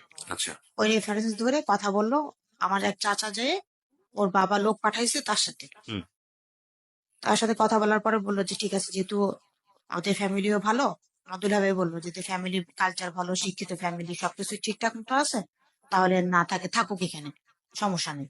তখন বন্ধুলা ভাই চাচারা সব বুঝে টুঝে আমাকে থুয়ে গেল, বললো যে আমরা নেক্সট এসে মেয়ে নিয়ে যাব জামাই সহকারে, এই প্রিপারেশন তার বাবারা নিতে বলেন। মানে কি আপনাকে শ্বশুর বাড়িতে দিয়ে আসলো? হ্যাঁ, থুয়ে গেল আমাকে এখানে, আমি যেখানে ছিলাম সেখানেই থাকলো, ওর আচ্ছা, খালার বাসায়। হুম, তখন এখান আপনার থেকে ইন্টার পরীক্ষা হয়নি? না, 3 মাস বাকি পরীক্ষার, আচ্ছা, পরীক্ষার এখনো 3 মাস বাকি। হুম, তো এবং য- এই ছেলেটা সম্পর্কে অনেক কিছুই যেটা জানতেন সেটা মানে মিথ্যা জানতেন, সেটা তখনও জানেন? না, তখনও জানি না। আচ্ছা। এখন এগুলো আসবে আস্তে আস্তে জি। আসতেছে। হুম। এখন যখন আমাকে রেখে চলে গেল, তখন আমি এই বাসায় আমি বললাম যে যেহেতু বিয়ে করেই ফেলছো, এখানে রাখবা, আমি এখানে থাকবো না। আমি একটা মুহূর্তে এখানে থাকবো না, তোমাদের বাসায় নেওয়ার ব্যবস্থা। ইভেন তো ফার্স্ট ওই দিন থেকে ওই যে রাগ বললাম, যেটা রাগ কাজ করতেছিল, তার উপর আমার একটা রাগ কাজ করতেছে, মানে হুম। কোনোভাবেই তাকে আমি স্বাভাবিকভাবে নিতে পারতেছি না। যে জোর কেন করেন? হুম, হুম। যেটা স্বাভাবিকভাবে হইতো ট্র্যাপে, সেটাকে, হ্যাঁ, ট্র্যাপে কেন ফেললো? রাইট। সেটা স্বাভাবিক ভাবে না না হইলে পারে আমার বাবার মান সম্মান থাকতো, আমি বড় মুখ করে থাকতাম, তুমি ছেলে হিসেবে ভালো, তোমার কোনখানে কম আমার কোনখানে কম? আমার প্রশ্ন ছিল এটা। হুম। কিন্তু সে তো জানে তার দুর্বলতা, সে ইন্টারে পড়াটা ছিল, তার বয়স। রাইট, সে তার উইকনেস গুলো জানতো কিন্তু হ্যাঁ, আপনি জানতেন না। আমি জানতাম না। হুম। সে তখন আমাকে এগুলো বলে নাই। পরে এভাবে করে আমি এই বাসা থাকলাম 3 দিন। 3 দিন পর্যন্ত সে আমাকে নিল না। হুম। কোন 3 দিন? যে 3 দিন আমার শ্বশুর পালাইছিল। ও। তারপরে একজন মিডিয়া, মানে আমার শ্বশুরের ডান হাত, মানে আমাদের বাড়ির বাজার সদাই থেকে শুরু করে সবকিছু ওই লোকটা কাজ করতো। হুম। আমরা তাকে কাকা বলে ডাকি। উনাকে দিয়ে সম্পূর্ণ মেসেজ নেওয়া হয় হুম। যে আমরা কোন অবস্থায় আছি, আমাদের খাবার দাবার সবকিছু উনি এখানে সাপ্লাই করতেছে, হুম। যে কোনোভাবে যেন ওই মেয়েটার কষ্ট না হয় যে মেয়েটার উঠে নিয়ে আসছে। হুম। এটা ছিল আমার শ্বশুরের টেন্ডেন্সি। পরে 3 দিন পরে সে পারমিশন দিল যে বউটারে উঠে নিয়ে আসো বাসায়, আর ও যেন বাড়িতে এসে মানে না গেছে। হুম। তা আমাকে বেসিক্যালি 3 দিনের দিন, মানে চতুর্থ দিন বেলা 11টা 12টার দিকে আমার ওই চাচা, যে আমাদের বাড়িতে কাজ টাজ করতো, হুম। উনি আইসে আমাকে নিয়ে গেল এবং আমার সাথে গেল। কিন্তু আমি ঢুকলাম সামনের গেট দিয়ে, উনি ঢুকলো পিছনের গেট দিয়ে। আমাদের বাড়ির 2টা গেট ছিল। আচ্ছা। পিছন সাইডের গেট দিয়ে ঢুক, পিছন সাইড দিয়ে গেট দিয়ে ঢুকে ডাইনিং এর ওই পাশে সে দাঁড়ায় আছে তার বাবা কি বলে শোনার জন্য। হুম। তখন আমাকে দেখে আমার শ্বশুর বললো, মানে সবকিছু জিজ্ঞেস করলো, আমরা ভাই বোন কয়জন, বাবা কি করে, মানে এভরিথিং খোঁজ খবর নিল আমার ফ্যামিলি সম্বন্ধে। হুম। জানার পর আমার শ্বশুর বললো যে তুমি কি দেখে আসেন, তোমার কি বলছে? আমি বলছি যে এই আমাকে বলছে। ও যে ইন্টারে পরে তুমি জানো? আমি বলছি, এই ফার্স্ট সত্য উদ্ঘাটন হয় যে সে ইন্টারে পরে আমার সাথে। তখন আমি কান্না করতেছি আর বলতেছি যে ও আমাকে জগন্নাথের কার্ড দেখিয়েছে, বলছে ওগুলো সব মিথ্যা বানোয়াট, ওর দেহটা লম্বা হয়ে গেছে তো এজন্য ও সব জায়গায় নিজেকে বড় জাহির। এবং এটা আপনার শ্বশুর আপনাকে বললো? হ্যাঁ। আচ্ছা। তারপর? এবং সে বলল যে যতদিন পর্যন্ত, মানে উনি আমাকে আশ্বস্ত করলো যে বাবা যতদিন পর্যন্ত বেঁচে আছি, আব্বা যতদিন বেঁচে আছি, তোমার এখানে চুল পরিমাণ যদি কষ্ট হয় তুমি আমাকে বলবে। তারপরে ইভেন তো তখন সে আমাকে দুপুরে নিজেই রান্না করে খাওয়াবে, ওই দিন দুপুরে। হুম। তারপরে সে চুরি করে 4টা 5টার দিকে বাসার পিছনে গেট দিয়ে ঢুকে তার খালা, ওই যে খালার বাসায় ছিল, হুম। ওই খালা এই বাসায় ছিল। উনার উনি এরকম চুরি করে করে আসে, খাইয়ে দিয়ে আসে চলে যায়, সে খালার বাসায় থাকে। জি। 1 সপ্তাহ আমি এভাবে থাকলাম এখানে। আচ্ছা। 1 সপ্তাহ পরে স্বাভাবিক হলো বিষয়টা।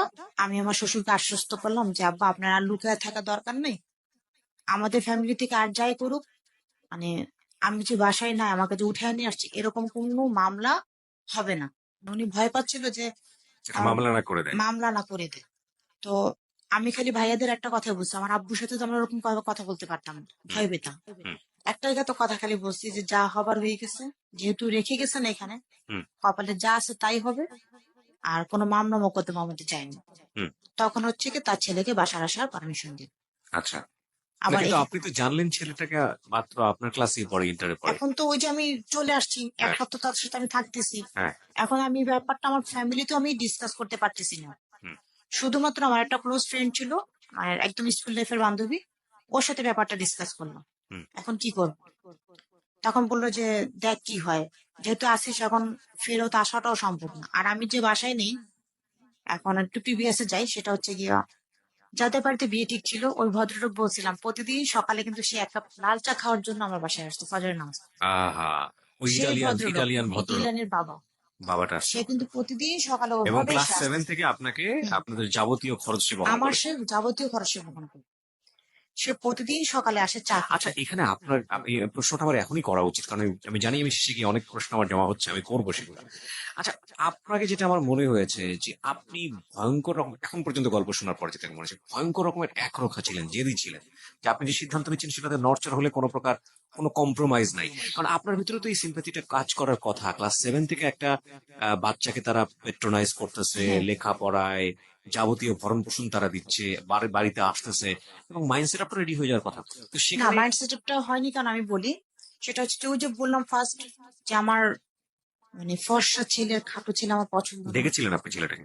না ছবি দেখছি, এবং তারা ভাই বোনরা সব ওই টাইপের তো, তখন বলছে যে মানে ওই লোকটা ছিল, নাম ছিল রহিম, ঠিক আছে, মানে যার সাথে বিয়ে ঠিক ছিল। তো এরকম বলতো যে আমার সাথে আমার মানে ওনার সাথে আমাকে খুব মানাবে, কিন্তু বরাবরই আমার ওনাকে কেন যেন ভালো লাগতো না। আচ্ছা, ঠিক আছে, চলেন। আপনি যেখানটায় ছিলেন, যে আহ, যখন আমি, এক কাপ চা খেতে হ্যাঁ, এসেছিল। যখন 5 দিন 6 দিন চলে আসছে, তখন আম্মু বললো যে ও তোর খালার বাসায় গেছে, এখান থেকে পরীক্ষা টরীক্ষা দেওয়াটা অনেক কষ্টকর, মানে তখনও বলতে পারছেন না আসলে কি এখন বলবেন? বলার কোনো রাস্তা নেই। হুম। তো বলতেছে পরীক্ষাটা ও ওইখান থেকেই দিবে। তো এখন আসা বন্ধ। এখন উনি সকালে বিকালে দুপুরে 3 বেলা ফোন দেয়, বাসায় ফোন দেয়। খোঁজ খবর নেই। হ্যাঁ, যে আমি আসছি কি। আহা। তাই এখন ওনার ফোনটা দেখলে ভাইয়ারা মানে সবাই অ্যাভয়েড করে, যে ওনার ফোনটা এখন কেউ ধরতে চায় না। পরীক্ষার সময় আগে আসতেছে, আমাকেও 21 দিনের মধ্যে আমি তো ওই বাসায় গেলাম, তো 21 দিনের দিন কথাবার্তা হয়ে 21 দিনের দিন হলো যে দুই ফ্যামিলি আন্ডারস্ট্যান্ডের মাধ্যমে আমাকে নিয়ে আসবো। হুম।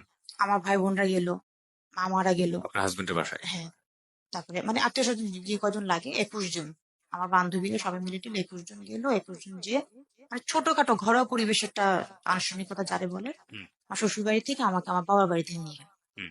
কিন্তু তার মা ওই যে ফোনে বলে দিছে যে ছেলে যেন ওই বাড়িতে না যায়।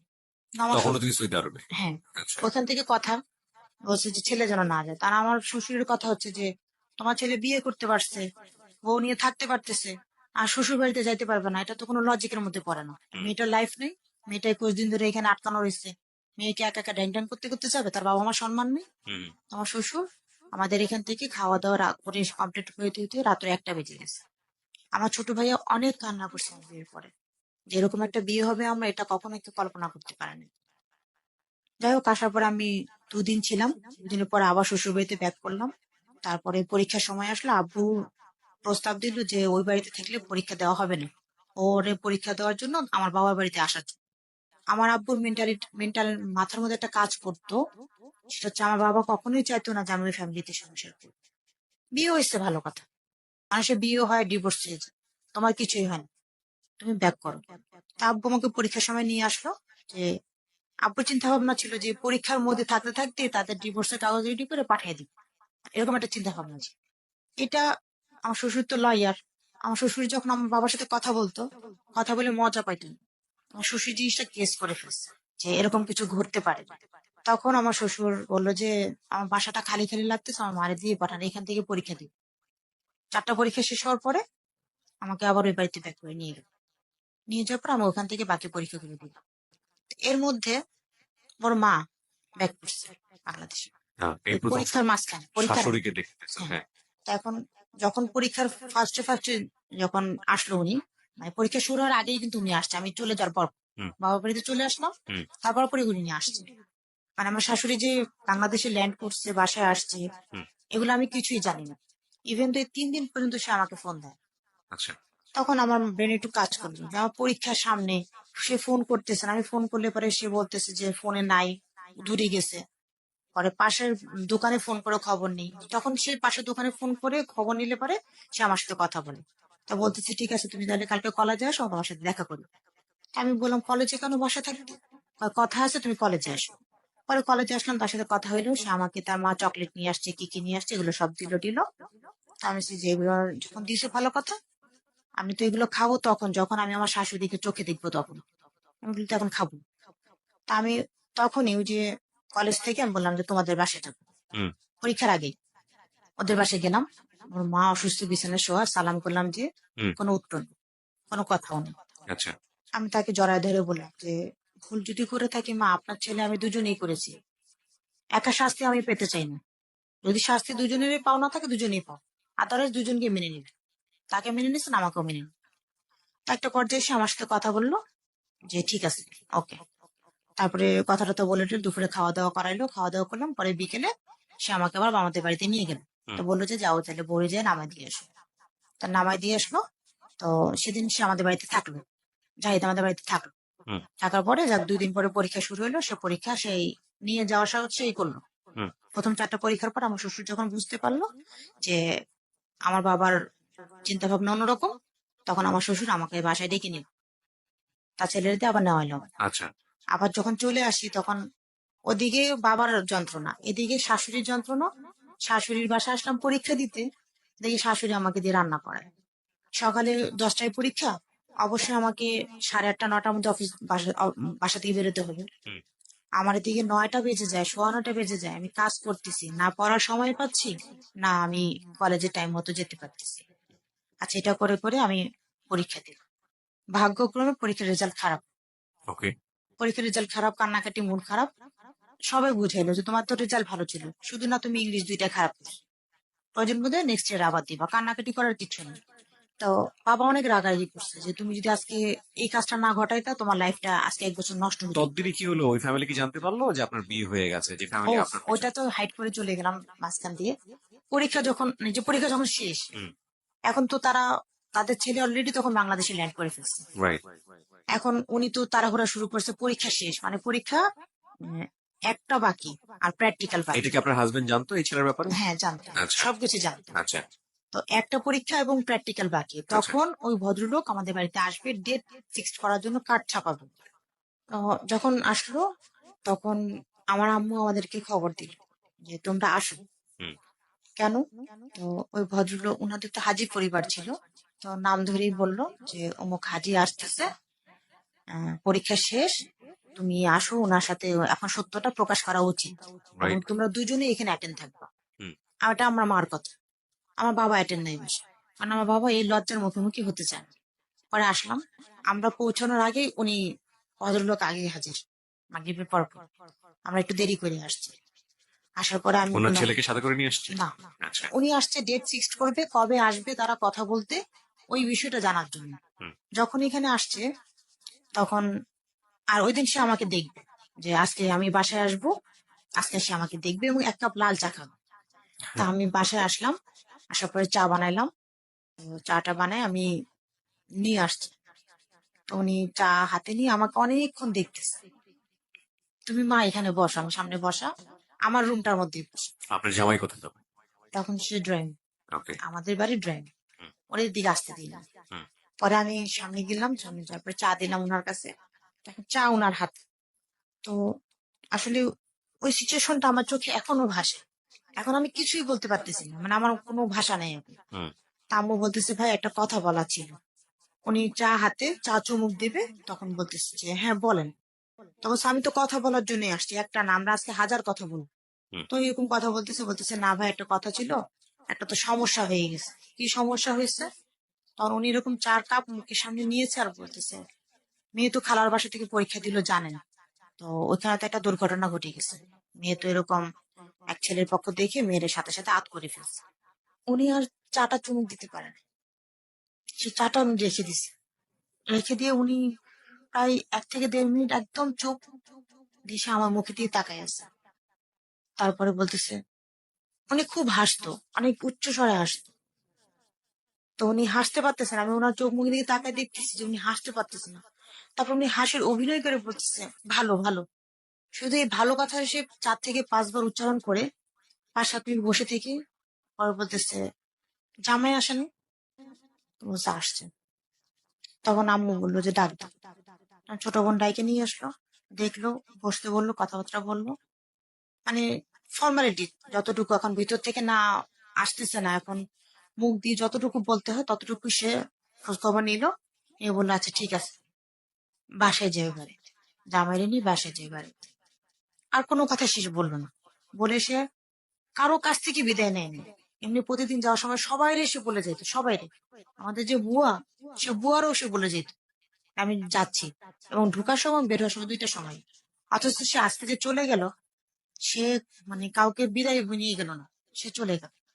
তারপরে এর মধ্যে শুধু কথা, আব্বুকে ডাইকে নিয়ে বললো যে এটাকে বলছে যে আমি এই ঘটনাটা বুঝতে পারছি যখন থেকে মেয়ে বাসায় নাই, ঘটনাটা তখনই ঘটছে।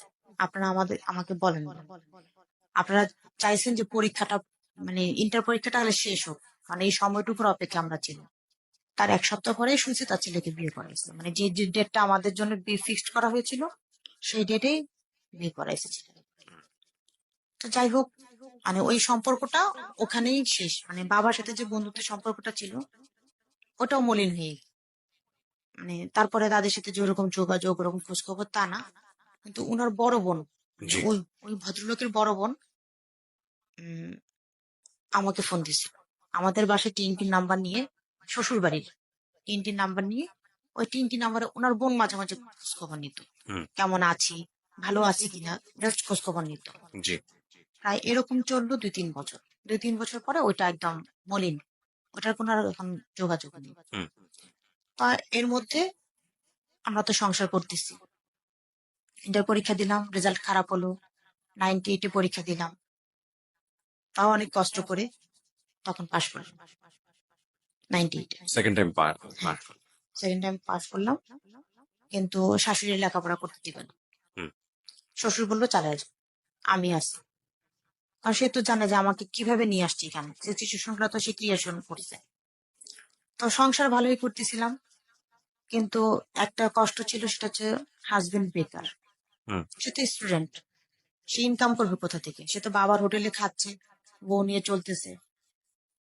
এখন শাশুড়ি সংসার চলে আসছে, হুম। এখন শাশুড়ি নানান কথা, ছেলেও খাওয়াইতেছে, ছেলের বউ খাওয়াইতেছে, বার্ডেন না? হুম। তো মজার বিষয় কি, যখন আমার বিয়ে হয়, ইন্টার পরীক্ষাটা শেষ করার পরপরই যখন আমি সংসারে বসে পড়ি, তখন আমার এই প্রতিদিন খাওয়া দাওয়া নিয়ে খোঁটা শুনতে ভালো লাগে। হুম।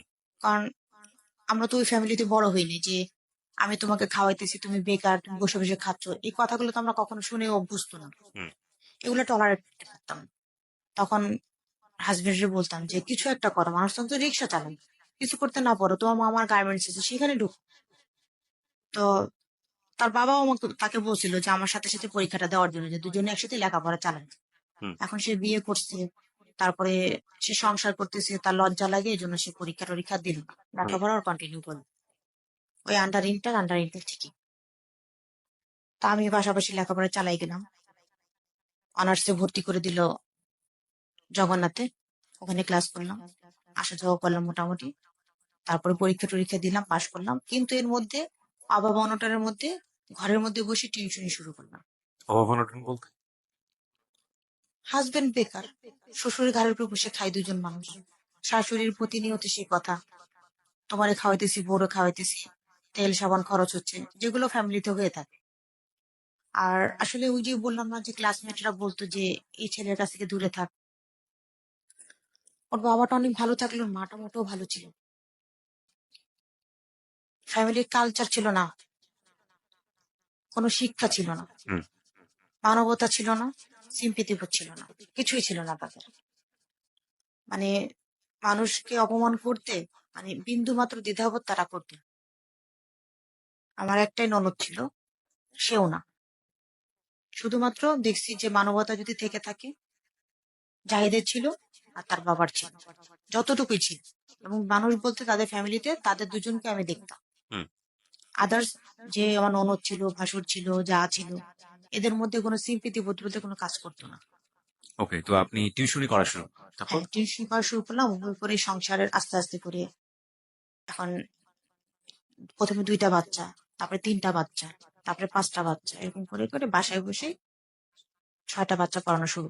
আচ্ছা, ওই সময় আপনি পড়াশোনা কি বন্ধ করে দিয়েছেন? না, আচ্ছা। পড়াশোনা রান।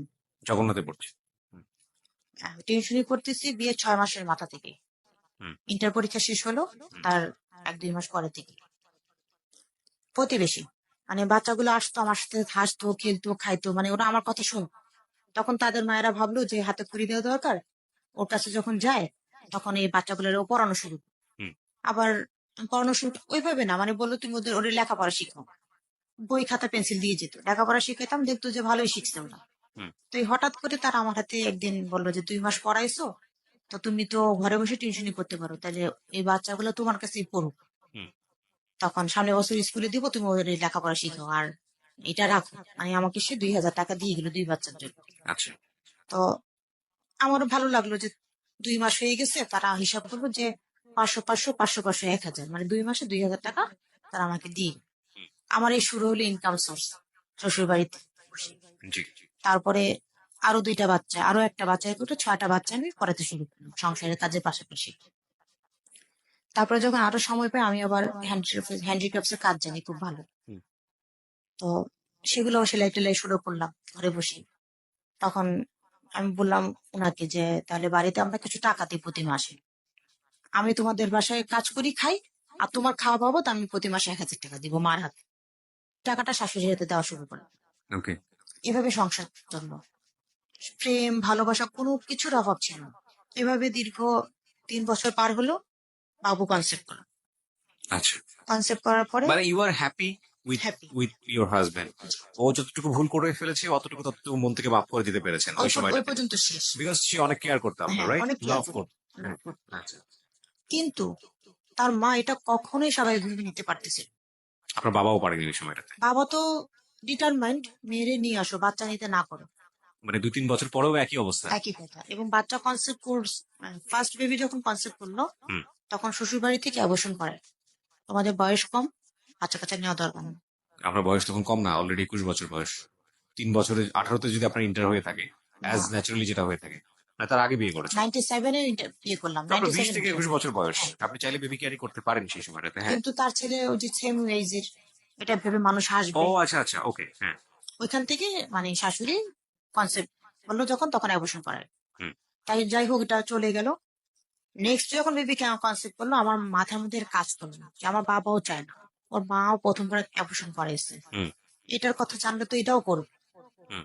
তো আমি আর উনাকে বললাম একটা জিনিস কি, ওটা আমি যা বলতাম সেটাও শুনতো। হুম। মানে আমি বলতাম যে তুমি বুঝে থাকো এটা কি ভালো না মন্দ, হুম। যদি ভালো না হয় তাহলে তুমি এটা অ্যাকসেপ্ট করো না। হুম। তখন আমি বললাম যে শোনো, একটা পর্যায়ের পরে শারীরিক যখন পরিবর্তন হবে তখন সবাই দেখবে, সবাই জানবে, হুম। তখন বলবো, কিন্তু আপাতত 5 মাস পর্যন্ত কাউকে জানানোর প্রয়োজন। আচ্ছা।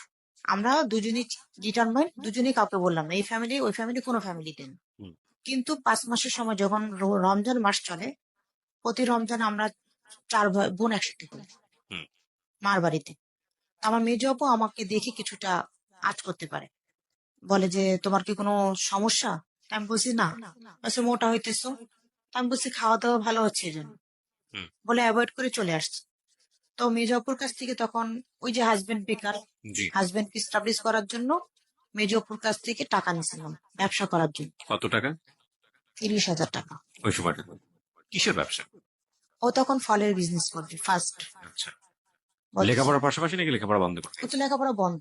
ইন্টারমিডিয়েটের পরে লেখাপড়া বন্ধ? বন্ধ আর করলো না। পরে সে ব্যবসা করবে, আমাকে টাকা দাও, আমি যদি 1,00,000-1,50,000 টাকা হয় তাহলে আমি ইনভেস্ট করতে পারি। আচ্ছা। কিভাবে করবো? এত টাকা কোথায় পাবো? 1,50,000 টাকা মানে ওই সময় অনেক টাকা। হুম। আর আমি বলছি এত টাকা তো দেওয়া যাবে না, দেখি কতটুকু ব্যবস্থা করা যায়। আমি জপুর কাছ থেকে 30,000 নিলাম আর আব্বুর কাছ থেকে 50,000 নিলাম। এই 80,000 টাকা দিলাম তাকে বিজনেস করার জন্য। সে এখান থেকে ওখান থেকে ঢাকা বাড়ি থেকে কোথায় কোথা থেকে কলা কালেকশন করে নিয়ে এসে সে বিজনেস করা শুরু করে। 6 মাস এরকম চলার পরে -0, পুঁজি পাটা সব শেষ, বিজনেস শেষ। কলার বিজনেস? জি। এটা খাইলো কে? মাঝখান দিয়ে প্রফিটেবল হইলো আমার ভাসুর আর ভাসুরের বউ। হুম। তারাই বিক্রি করলো, তারাই টাকা পয়সা উঠাইলো, মানে তাদের দিয়ে কাজ করায়, সে শুধু ইনভেস্টার। হুম। আমি না করলাম যে নিজে না থাকলে বিজনেস হয় না, তুমি এগুলো টেক কেয়ার করো। সে টেক কেয়ার করলো না। হুম। শেষ বিজনেস। আবার 6 মাস 7 মাস ঘুরলো, আবার কাজ শুরু করলো। কি বিজনেস করবো? এবার বিজনেস করবো হচ্ছে গিয়ে আপনার গার্মেন্টস এক্সেসরিজের। আমি তো এখানে তো অনেক টাকা দরকার, তুমি টাকা নিয়ে দাও, মানে আমি তোমার টাকা ফেরত দেবো। কিন্তু সে লস খাইলেও সে ওই যে মার্শাল আর্ট শিখাইতো, ওখান থেকে সে কিছু টাকা পেত। আর আচ্ছা। একটু রাজনীতির সাথে জড়িত ছিল তো, হুম। এই নেতা টেতাদের সাথে চলাফেরা করতো, মাঝে মাঝে টুকটাক টাকা পয়সা পেত। তো এইগুলো গুছায় গুছায় আমি টিউশনি পড়তাম, এগুলো গুছায় গুছায় আপুর টাকা আব্বুর টাকা ব্যাক করলাম। আচ্ছা। ব্যাক করার পরে 6 মাস পরে আবার তার বিজনেস দরকার, আবার তাকে টাকা এনে দিল। এবার বড় অপুর কাছ থেকে, তারপরে আমার এক ফ্রেন্ডের কাছ থেকে, এখান থেকে ওখান থেকে মিলাই জিলাই তাকে আবার এক্সেসরিজের বিজনেস ধরাইল। হুম। সেখানেও সে মার খেয়ে এরকম করে করে 2 বা 3 বার মার খাই। লাস্টলি এখন তাকে আমি বললাম যে এভাবে চলে না, পার্মানেন্ট কিছু করো। তারপরে চিন্তা ভাবনা করলাম পার্মানেন্ট কি করা যায়, কি করা যায়, এভাবে আমার টাকা দিয়ে সংসার চলবে না।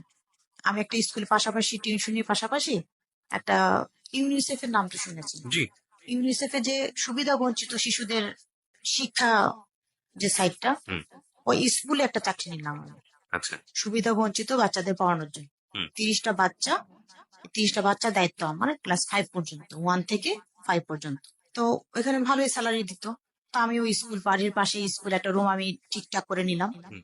তখন কি পড়াশোনা চলছে আপনার নাকি বন্ধ হ্যাঁ, করে? তখন আমি পড়াশোনা করতেছি করছেন প্লাস হচ্ছে সংসার। সংসার প্লাস হ্যাঁ, হচ্ছে এই টাকা পয়সা সবকিছু। রোজগার করছেন। ততদিনে কিন্তু বাবু হয়ে গেছে। বাবু একটা হ্যাঁ। সামলাচ্ছেন। এই জন্যই বলা হয় যে বাংলাদেশের নারীরা যতটা পারে ততটা আসলে পুরুষরা। আর যখন ওখানে জব করি, বেবি তখন হয়ে গেছে। আর বেবিটা হয় হচ্ছে 2001। জি। 2002-তে নভেম্বরে যে শ্বশুর মারা যায়। আচ্ছা। তো শ্বশুর মারা যাওয়ার পরে উত্থান পতনটা লাইফে মানে শুরু হয় তখন আমরা যখন শ্বশুর মারা যায় তখন আমরা মানে বাসার বাইরে, মানে আমাদের শ্বশুর বাড়ির বাইরে। হুম। যখন বেবি হওয়ার পরে শাশুড়ি জেদ ধরলো যে আমাদেরকে নিয়ে সে সংসার করবে না, আমরা আমাদেরকে ডিভাইড করার জন্য। তো আমার শ্বশুর আমাদেরকে সুন্দর মতো করে বললো, আমরা আলাদা বাসা নিয়ে, বাসা ভাড়া নিয়ে উঠে গেলাম। হুম। জুলাই আগস্ট সেপ্টেম্বরের দিকে আমরা বাসা শিফট করে অন্য বাসায় উঠলাম, আর নভেম্বরে যে শ্বশুর মারা গেল। তখন আমার বাবু মাত্র আধো আধো কথাবার্তা বলে। হুম। মারা যাওয়ার পরে তখন বেসিক্যালি শাশুড়ি তো একা হয়ে যায়। জি। তখন শাশুড়ি আমাদের সাথে আবার থাকা শুরু করে। আমরা তো একটা রুমের বাসা নিয়ে থাকি, হুম। বাচ্চা, আমি, হাজবেন্ড, এবং সাবলেটে থাকি। আচ্ছা। ঠিক আছে। তখন একটা রুমের মধ্যে শাশুড়ি নিয়ে থাকাটা তো সো ডিফিকাল্ট। তারপরেও থাকলাম 6 মাস মতো। তো শাশুড়ি নিয়ে আমি উপরে বেডে থাকি, আর বাচ্চার বাবা ফ্লোরে বেডে বিছানা করে থাকে। জি। তো একটা সময় পরে হাজবেন্ড তো একটুখানি মনক্ষুণ্ণ হয়, কারণ সে তো তার স্ত্রীকে সময় মতো কাছে পাচ্ছে না। তো একটু রাগ, একটু জিদ, একটু মানে জেলাসি গুলো মনের মধ্যে থেকেই থাকে। ভালো কথা বললেও রিয়াক্ট করে। হুম। হুম। হুম। তার মধ্যে আবার আছে শাশুড়ি একটু কান পড়া, ঝালাই, এই সমস্ত আজে বাজে কথাবার্তা থেকেই থাকে। তোমার বউ এই করে, তোমার বউ সেই করে, মানে রাগ একটু থেকেই থাকে। তারপর আস্তে আস্তে আমি বুঝতে পারলাম যে রিয়াকশন, প্রতিক্রিয়া গুলা কেন হচ্ছে। জি। পরে আমি বললাম যে এক কাজ করো, আমাদের আসলে একটা রুমের মধ্যে খুব কষ্ট হচ্ছে, ওইভাবে না, মানে সুন্দর করে তাকে বললাম হুম। যে মারে বলো, যেহেতু মা আমাদের সাথে থাকতেছে, কারণ আমরা যদি ভাড়া বাসা না থেকে নিজেদের বাসায় থাকি, তো মার রুমে মা থাকলো, আমাদের রুমে আমরা থাকলাম, আচ্ছা। তাহলে মাকে আমরা সাপোর্ট দিতে পারতেছি। হুম। তো মাকে এই কথা বলো, তো আমরা এই বাসাটা ছেড়ে দিয়ে আমাদের নিজেদের বাড়িতে আবার উঠে যাই। জি। তখন বেসিক্যালি সে তার মায়ের সাথে ব্যাপারটা শেয়ার করলো। শেয়ার করার পরে তার মা সরাসরি ডিনাই করলো বিষয়, ওকে। যে না, এটা পসিবল না, আমি তোমাদের এখানে থাকি এই জন্য তুমি এই কথা বলতেছো, তোমাদের এখানে থাকবো না। রাগ করে সে 1 সপ্তাহ আসলো না। হুম। আমি বললাম যে রাগের মধ্যে তুমি আর তাকে ডাকতে যেও না, দেখো সে কি করে, তাকে বারবার বুঝাও, কারণ হুম। এভাবে থাকলে সম্ভব, হুম। মানে আমাদের সম্পর্কগুলো নষ্ট হয়ে যাচ্ছে। জি। আর বাচ্চাটা বড় হতেছে, প্রতিদিন প্রতিনিয়ত যদি আমরা এরকম মিসবিহেভ করি, বাচ্চাটা ওইগুলো শিখবে। হুম। তো একটা পর্যায়ে যে ব্যাপারটা বললো যে ঠিক আছে, মাকে এভাবে বুঝাই হবে না, জোর করতে হবে মার সাথে, কারণ আমার মা আমি তো চিনি। হুম। তো এর মধ্যে তার মাকে এসে বুঝাইলো, বোঝানোর কাজ হলো না, মাকে বললো তাহলে বাসা ছেড়ে দাও, ফার্নিচার গুলো মার বাসায় উঠাই, হুম। তুমি তোমাদের বাড়িতে থাকো। আমি আমাদের বাড়িতে থাকা শুরু করলাম। তো বাচ্চা অসুস্থ, বললো যে তুমি থাকো, 10-15 দিন থাকার পর তুমি আবার এখানে চলে আসবে, মানে একটা জাস্ট নিজেরা বুদ্ধি করলাম। হুম। ওভাবে করে আর হইলো, বাসা ছেড়ে দিয়ে ফার্নিচার গুলো শ্বশুর বাড়িতে উঠাইলাম, আর আমি বাবুর কাপড় চোপড় নিয়ে আমাদের বাড়িতে চলে আসলাম। আচ্ছা। তো 10-15 দিনে থাকা হলো না, বাবুটা অসুস্থ হয়ে গেল, প্রচুর জ্বর, প্রচুর জ্বর। তা আমাকে নিয়ে আসলো, 7 দিনের মাথায় আমাদের বাড়িতে নিয়ে আসলো। হুম। কেন নিয়ে আসলো? এটা হচ্ছে আমার শাশুড়ির রাগ ছিল, তার পারমিশন ছাড়া সে না করছে, তারপর আমরা কেন বাসায় উঠলাম। আচ্ছা। এটা শুধু রাগ না, তার খুব রাগ হলো। হুম। সে বাসায় খাওয়া দাওয়া অফ করে দিল, থাকা বন্ধ করে দিল, সেই বাড়িতেই থাকবে। পরে আমাদের যে বাড়ি ভাড়া দেওয়া ছিল শ্বশুরের, সেই বাড়িতে যে থাকা শুরু করলো। তারপরে এই এক পর্যায়ে এরকম থাকতে থাকতে একটা সময় কনভিন্স তো হয়ে যায়, হুম। তাকে আবার বাসায় ফিরিয়ে নিয়ে আসলাম। রাগটা কমলো, থাকতে শুরু করলো। এখন এটা কি কেন্দ্র করে, এখন এটা তো কেন্দ্র হবে একটা, হুম। এখন কেন্দ্রটা আসছে কোত্থেকে? এখন তার সাথে আমার সাথে লাগাই ধরে একটা লাগবে না। তখন ওই মাঝে মাঝে আমি যখন ইউনিসেফে জব করি, হুম। তখন আমি স্কুলে যাই সকাল 11টা থেকে 1টা পর্যন্ত আমার অফিস। জি। আর আমার বাবুর স্কুল হচ্ছে সকাল 8টা থেকে 10টা পর্যন্ত। জি। আমি সকালে বাবুকে স্কুলে দিয়ে নিয়ে এসে রেখে দেন হচ্ছে আমার স্কুলে এনে যাই। হুম। কখনো কখনো আমার স্কুলের বাচ্চাদের দিয়ে ওকে নিয়ে আসে, এসে আমার স্কুলে নিয়ে যাই। স্কুল শেষ একদম বাবুকে নিয়ে বাসায় ফিরি, মানে আচ্ছা। এভাবে দিনগুলো চলতেছে। আচ্ছা। কিন্তু আমার বাচ্চাটাকে যে টেক কেয়ার করবে বা কেউ দেখবে বা ওর দাদি আছে, ওর দাদি একটু মানে আদর আল্লাদ করবে বা ওর কাছে রেখে যাবো, এই রাস্তাটা আমার ছিল না। এটা কখনোই সে করতো না। তারই নাতি, কিন্তু সে তো কখনো এটা অ্যাবিলিটি নিত না। যখন ডাকতে পারতাম না তখন সামনের বাসার আশেপাশে লোকজন দিয়ে দেখায় রেখে যেত। বাবুটাকে রেখে গেলাম, চাবি দিয়ে যেতাম, আর ওই সামনের বাসার আন্টিকে বলে দিতাম একটু দেখার জন্য। হুম। এভাবে চলতে থাকতো। কিন্তু সে অলওয়েজ টাইম, ওই যে বললাম না যে হ্যাবিট খারাপ ছিল, এই জিনিসগুলো আসতেছে কোত্থেকে, তার এই জিনিসগুলো তো আসতে হবে। হুম। এটা হচ্ছে গিয়ে যে সে যখন, সেও তো, তার তো কোনো কাজ নাই, সেও তো বাবুটাকে রাখতে পারে। হুম। সে বাবা, তারও তো উচিত বাচ্চাটাকে টেক কেয়ার করা, সময় দেওয়া, কিন্তু সে সেটা করতো না। বাচ্চাটা তার একটু অনীহাই ছিল নেওয়ার জন্য। জি। আমি ভাবতাম যে বাচ্চাটা হলে পরে সংসারটা আরো মজবুত হবে। হুম। মানে আমার বাবা যেরকম চাইতো আমাকে মানে ডিভোর্স করানোর, ওর মা যেরকম চাইতো যে আমি ছেলের বউটা নিয়ে আসবো, হুম। মানে এই জিনিসগুলো আর হতে সুযোগ পাবে না। আচ্ছা। এটা ছিল আমার ভুল ধারণা আলটিমেটলি এগুলো। হ্যাঁ। হ্যাঁ। তো যাই হোক, একটা পর্যায়ে যখন আমি বুঝতে পারলাম যে সে বাচ্চাটাকে অ্যাভয়েড করতেছে বা সে আমাকে সময় দিচ্ছে, এটা ভালো, কিন্তু তার মাঝেও তার কিছু কিছু গ্যাপ গুলো আমি দেখতে পাই।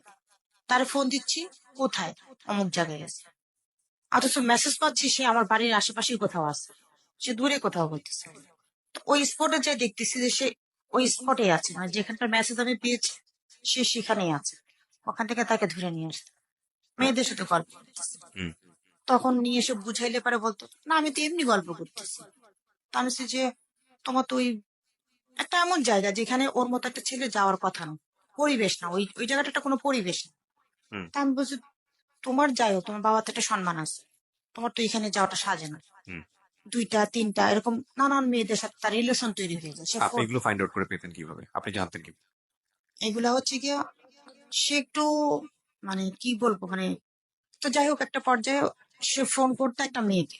সে মেয়েটা হচ্ছে ওর এক ফ্রেন্ডের ছোট বোন। তাকে বলছে তুমি 11টা থেকে 1টার মধ্যে ফোন দিবে, হুম। কিন্তু তো দিন না রাত সে বলে দেয়নি। আমি কিন্তু দুপুর 11টা থেকে 1টা পর্যন্ত স্কুলে যাই। এখন ওই মেয়ে ফোন দিচ্ছে, ফোন পিক করতেছে না। কে ফোন দিচ্ছে, দেখো তো কে ফোন দিতেছে, আমি তো জানি না। বললেই কিন্তু পারে যে মমতাজ ফোন দিচ্ছে, মেয়েটার নাম মমতাজ। ফোন ব্যাক করলাম, তখন রাত্রে 11। এত রাত্রে কি ফোন, আমি ঘুমের টাইম। ফোন ব্যাক করলাম, কথা বললো, সে আমার সাথে আজও জিল্লি কথা বললো। এই মেয়ের মনে কিন্তু কোনো দাগ নেই। সে মেয়ে বলতেছে ভাইয়াই তোমাকে বলছে 11টার মধ্যে, 11টা থেকে 1টার মধ্যে ফোন দিতে। বলছি, তুমি আর কি বলছো, মানে আমি তো চিনি না। অটোমেটিক সে ধরা খেয়ে গেল। একটা পর্যায়ে তখন ওই মেয়ে সবকিছু খুলে বললো আমাকে, ভাবি তুমি ভাইয়াকে ফিরাও, এই এই ঘটনা, ভাইয়া তো আমাকে লাভ করে, সে আমাকে বিয়ে প্রপোজাল দিছে। কি মেয়েটা প্রপোজাল? কে ছিল? মেয়েটা ছিল ওর এক ফ্রেন্ডের ছোট বোন। ওকে। এদের বাড়িতে কন্টিনিউ আসা যাওয়া করতে হয়, হুম। গান বাজনা করতে মেয়েরা। হুম। তা আমি বলছি, ঠিক আছে বিয়ে কবে, অমুক দিন। আচ্ছা ঠিক আছে, সাক্ষী লাগবে না, সাক্ষী আমি হব। আমি বলছি হুম। যেদিন তোমাদের বিয়ের দিন সেদিন আমি হাজির হব, কয়টার সময় যাবো, দুপুর টাইমে এসো। আমি স্কুল থেকে কি ছুটি, আপনি কি ফান করেছেন বিষয়টা নাকি? না এটা রিয়েল। আপনি আমি কোনো চাচ্ছি, ডিসকাসই করেননি, আপনি স্পটে গিয়ে ধরবেন? হ্যাঁ আমি স্পটে যাই, সে অস্বীকার করে, আমার কাছে ব্যাপারটা অস্বীকার করতেছে। আমি তার মাকে জানাইছি, তার মা বলতেছে ছোট বোনের মতো দেখে, একসাথে গান টান গায় ওরা, ছোট বোনের মতো দেখে, এগুলো কোনো বিষয় না, তুমি এগুলো মাথায় নিও না। হুম। তার আগে একটা কথা বলি, সেটা হচ্ছে আমাকে বিয়ে করার আগে সে আর একটা বিয়ে করছে। এটা আপনি জানলেন কবে? এটা জানলাম আমি যখন ইন্টার পরীক্ষা দিই ফার্স্ট বিয়ের পর পর। হ্যাঁ। বিয়ের পরে 98 যখন সেকেন্ড বার আমি ইন্টার পরীক্ষা দিই, তখন হ্যাঁ। ইসলাম শিক্ষা পরীক্ষার দিন যে মেয়েকে বিয়ে করছিল, ওই মেয়ে যে বাড়িতে ভাড়া ছিল, ওই বাড়িওয়ালার মেয়ে হচ্ছে সেই বছর পরীক্ষা দিচ্ছিল আমার সাথে, আচ্ছা। 98। আচ্ছা। ওই মেয়ে যখন জাহিদের সাথে আমাকে দেখে, তখন মেয়ের মানে কনফিউজ হয় যে এই মেয়েটা কি। তখন আমাকে জিজ্ঞেস করে ওই লোকটা কি, আমি বলছি, আমার হাজবেন্ড। তখন বলে যে পুষ্পকে সে বিয়ে করছিল। পুষ্প হচ্ছে একটা মেয়ে, সেটা হচ্ছে হিন্দু একটা মেয়ে। আচ্ছা। সে তাকে নিয়ে ওরকম বিয়ে না, সে সিলেটে শাহজালাল মাজারে যাইয়ে মাজার সাক্ষী রেখে তারা বিয়ে করছে।